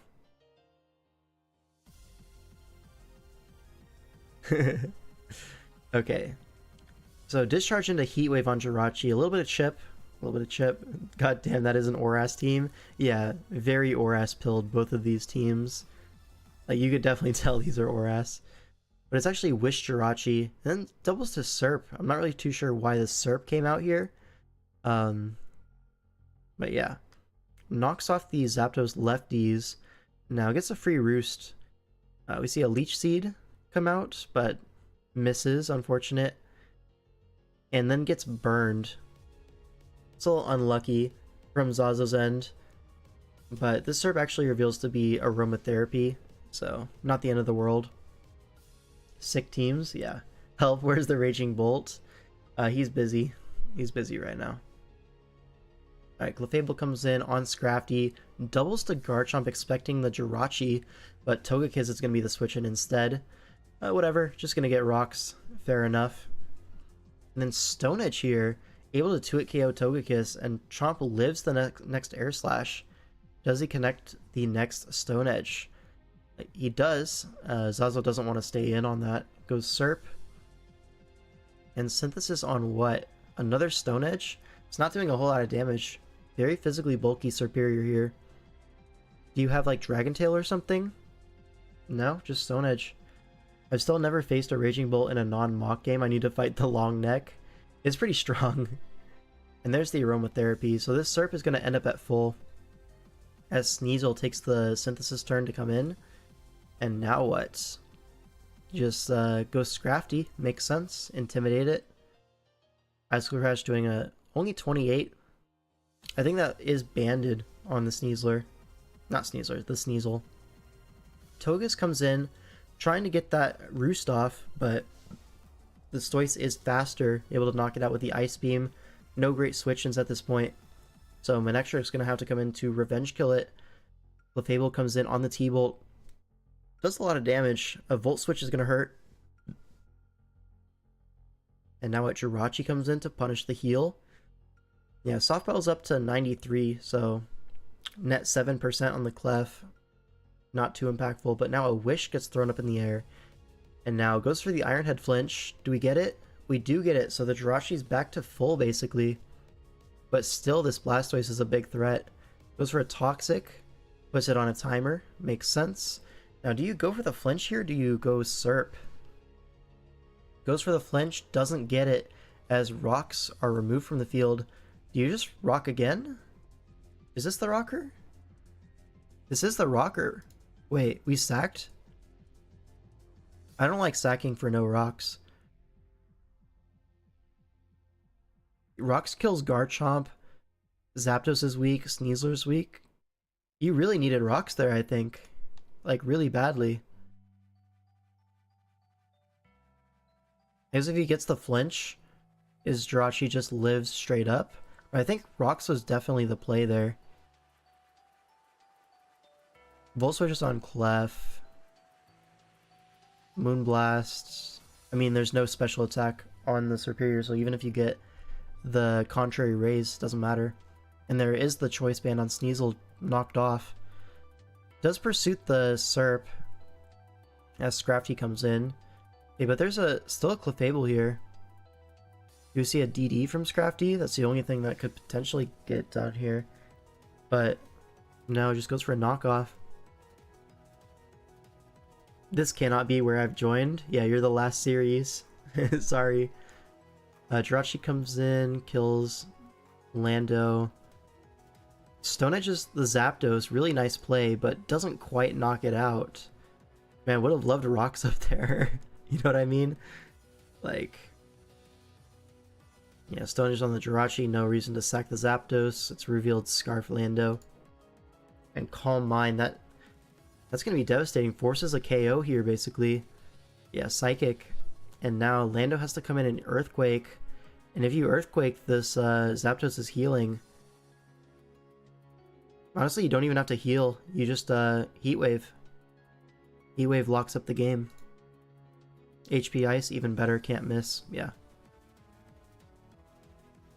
So Zapdos gets it done here. And, you know, dodges the Stone Edge just to rub it in. Didn't matter, of course. And that's going to be the game. So now, what is this? 4-2? I think it's 4-2 for Pardon the Eruption. Last two games. Alright, we have Palkia versus Sub-Zero. Sub-Zero is going to be on the Pardon the Eruption side. Palkia is on Skrelpers. See, this game... let's go ahead and look at it. We see a Terra Fighting on the Iron Moth. Pretty rare. And then Terra Water on the Annihilate, which is a little bit more what we're used to. On the other side, the Iron Moth is Terra Fire on Sub-Zero side. And I don't see a secondary Terramon. But yeah, so basically, Fire Moth. Makes sense, the fire resists are like somewhat breakable. Alright, Stealth Rock goes up immediately. Pilot's One eating that up for breakfast, but rocks are traded. Honestly, this Duraludon has been pretty impressive this whole season. Like, even here, right? Rocks up, chip on Pylo, T-Wave the Iron Moth. Like, that's insane value, right? And now, I was gonna say Assault Vest Annihilate, but then it had leftovers. I guess it's -1. But, like, it's Terra Fire, man. 18? So that is, like, 700 Spadef EVs Annihilate. Either way, it's getting helmeted down by Zapdos. But now Garchomp comes in, probably gonna do the same thing to the Zapdos. Yep, there's the helmet. Yeah. And a Spike goes up. Yep. So it basically trades the Zapdos for the Garchomp, but hazards are now up on both sides. Housewind comes in, threatening an Ice Shard KO. Honestly, totally could have gone Annihilate there, get a Rage Fist boost, get Drain Punch recovery the next turn. Yeah, probably would have been the play. Goes to it now, but yeah, same thing. No Intimidate. Taunt? What are we taunting for? I don't know. Either way, bulks up on the switch to Moth, and now Rage Fist just gonna KO. Yeah. Now Qwilfish comes in. Does it have Toxic? It does have Toxic, okay. And it's faster, so faster than the taunt. Now Throat Chop, okay. Drain Punch is gonna 2-hit KO this guy. Do we see a Pain Split? A Pain Split would be massive here. No Pain Split. Alright. So Annihilate basically collects 2 kills immediately, and now what's gonna revenge it? Nothing, so it's gonna collect 3 kills, and doesn't even have to use up the Terra. So this is looking completely cooked from a Sub-Zero side. I think he just loses, right? You have the Roaring Moon, but there's a full HP Mandibuzz. You have E-Speed Deoxys in the back. You have to lock into Outrage. Yeah, Mandibuzz just gonna come in. Take 34. He's taunted, he can't Pain Split. Oh, true. You so right. So Foul Play into U-Turn, gonna put it in E-Speed range, also in range of hazards, so Deoxys just wins. Now, can this Terapagos do something? I mean, the Moth is at full HP. You're gonna break the shell with Deoxys. It's gonna be fine, I think. Goes for a T-Bolt, never miss. It's the Para, okay. On Rock Polish turn, I don't think that matters. Does it matter? Maybe it does.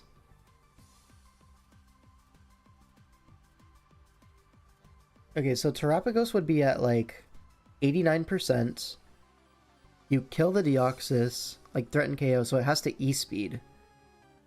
E-Speed probably does like 25-ish, maybe 30, depending on HP investment. Now your Terapagos is at like 60-ish. Duraludon's in range, Mandibuzz in range. Earth Power doesn't matter because Iron Moth is Terra fighting, and also it does the same damage as Starstorm anyways. I guess no, because it's 4 times effective. My bad.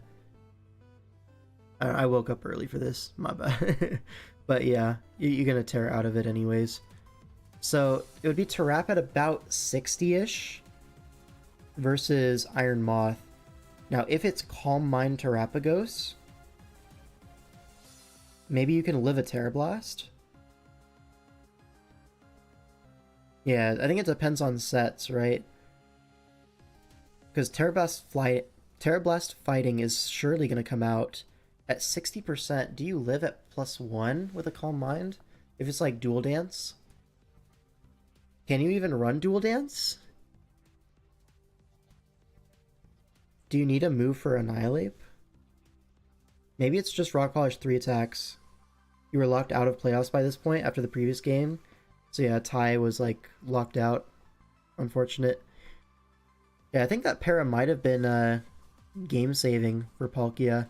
Depends on sets. Oh, and it took rocks too? It has booster speed? I feel like after rocks, maybe Starstorm just KOs. I don't know. Maybe you EV for that. Actually, you probably do EV for that. Polish 3. Yeah, that's what makes the most sense to me. So it would depend on if Starstorm kills the Moth or not. At 76?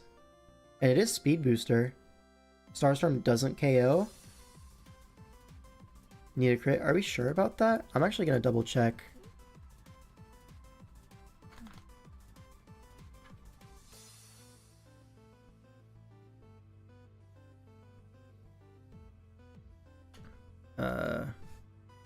Versus Iron Moth. Oh, it actually just does nothing. Yeah, Moth would have won. No problem. Why is the Calcon light mode? That's my equivalent of going outside. Trust the process. Alright, but I do have to go pretty soon, so we're just gonna get into this last game, and I'll bounce. But yeah. Addison versus Glop. A really strong Swish matchup. We see immediately the Feeny is slower than the Coco from the terrain turns. Surf here. Gonna surf again. I assume this is Wakanberry, that's why you're staying in. And then Mienshao comes in on the next surf, does 84%. Imagine a Moonblast switch up that turn. That would have been crazy. Or imagine like a helmet here. Like so many opportunities for this Mienshao to die immediately. Lix comes in on the next thing, trying to trade for like the life orb, but no. Now Rocks trade, I assume. Feeny comes in. Protect Swampert, okay. Scouts the Grass Knot, and now what? You just go Corv, right? You were so mentally checked out at this point. I don't blame you. Calm Mind on the switch, okay, fair enough. +1 Surf, does a lot, but you turn into what? Coco, Victini, Mienshao, all of them are good. 3 Poison Jab. Into the Crobat, it's just taking rocks and a hit, and you're regenning this all off, so really good progress for Glop. We're just lixing balls by the seaside. Okay. Alright, Lottie in on Coco. Just gets you turned on. The J-Ricky Citrus Berry coming in clutch. Yep. Or am I gonna get sacked off here to the Psychic? It's a drop.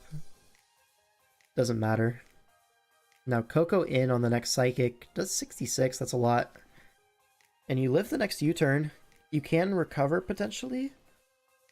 Do you have it? Probably not, right? Citrus Berry probably wouldn't run Roost. Now Coco comes in for another U-turn. Shout out to Coco. Heavy duty boots. Big citrus clutching. Yep. Feeny in versus Golisopod.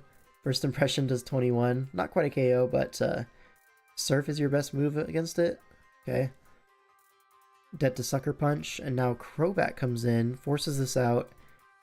Forces the Coco in. I feel like that was dangerous. Like if Brave Bird just comes out there, don't you just like lose Coco? I guess there's a Lix, so it's not the most important mon of all time. And if that happens, the Crobat is guaranteed to be low, so it's probably fine. Goes for a Taunt, and another Super Fang. Now here I'm like, does this Coco not have an electric move? And there it is, the Wild Charge. Yeah, what do you need Coco for? Nothing really. You live Brave Bird? Really? That's kind of crazy. Either way, goes for Wild Charge, prevents setup on this Darmanitan. That's all you really need to do. Now Endure on the first impression, sure, but there is a Sucker Punch as well. Tries to outplay the Sucker Punches. Not able to do so. And Golisopod, low-key, is the GOAT here. Victini comes in on Mew. It's actually Cosmic Power. Now, can Cosmic Power reverse sweep this? Maybe. But we switch out fearing like a Trick Scarf or something. No such luck, just a U-turn. And now Swampert comes in. Probably just a flip turn, if I had to guess. No, an Earth Power. Okay, sure, whatever. Now we see a Taunt on the flip turn. Yeah, we do see Taunt on flip turn. And now Mienshao, it's in knock range. And Mienshao should just win here.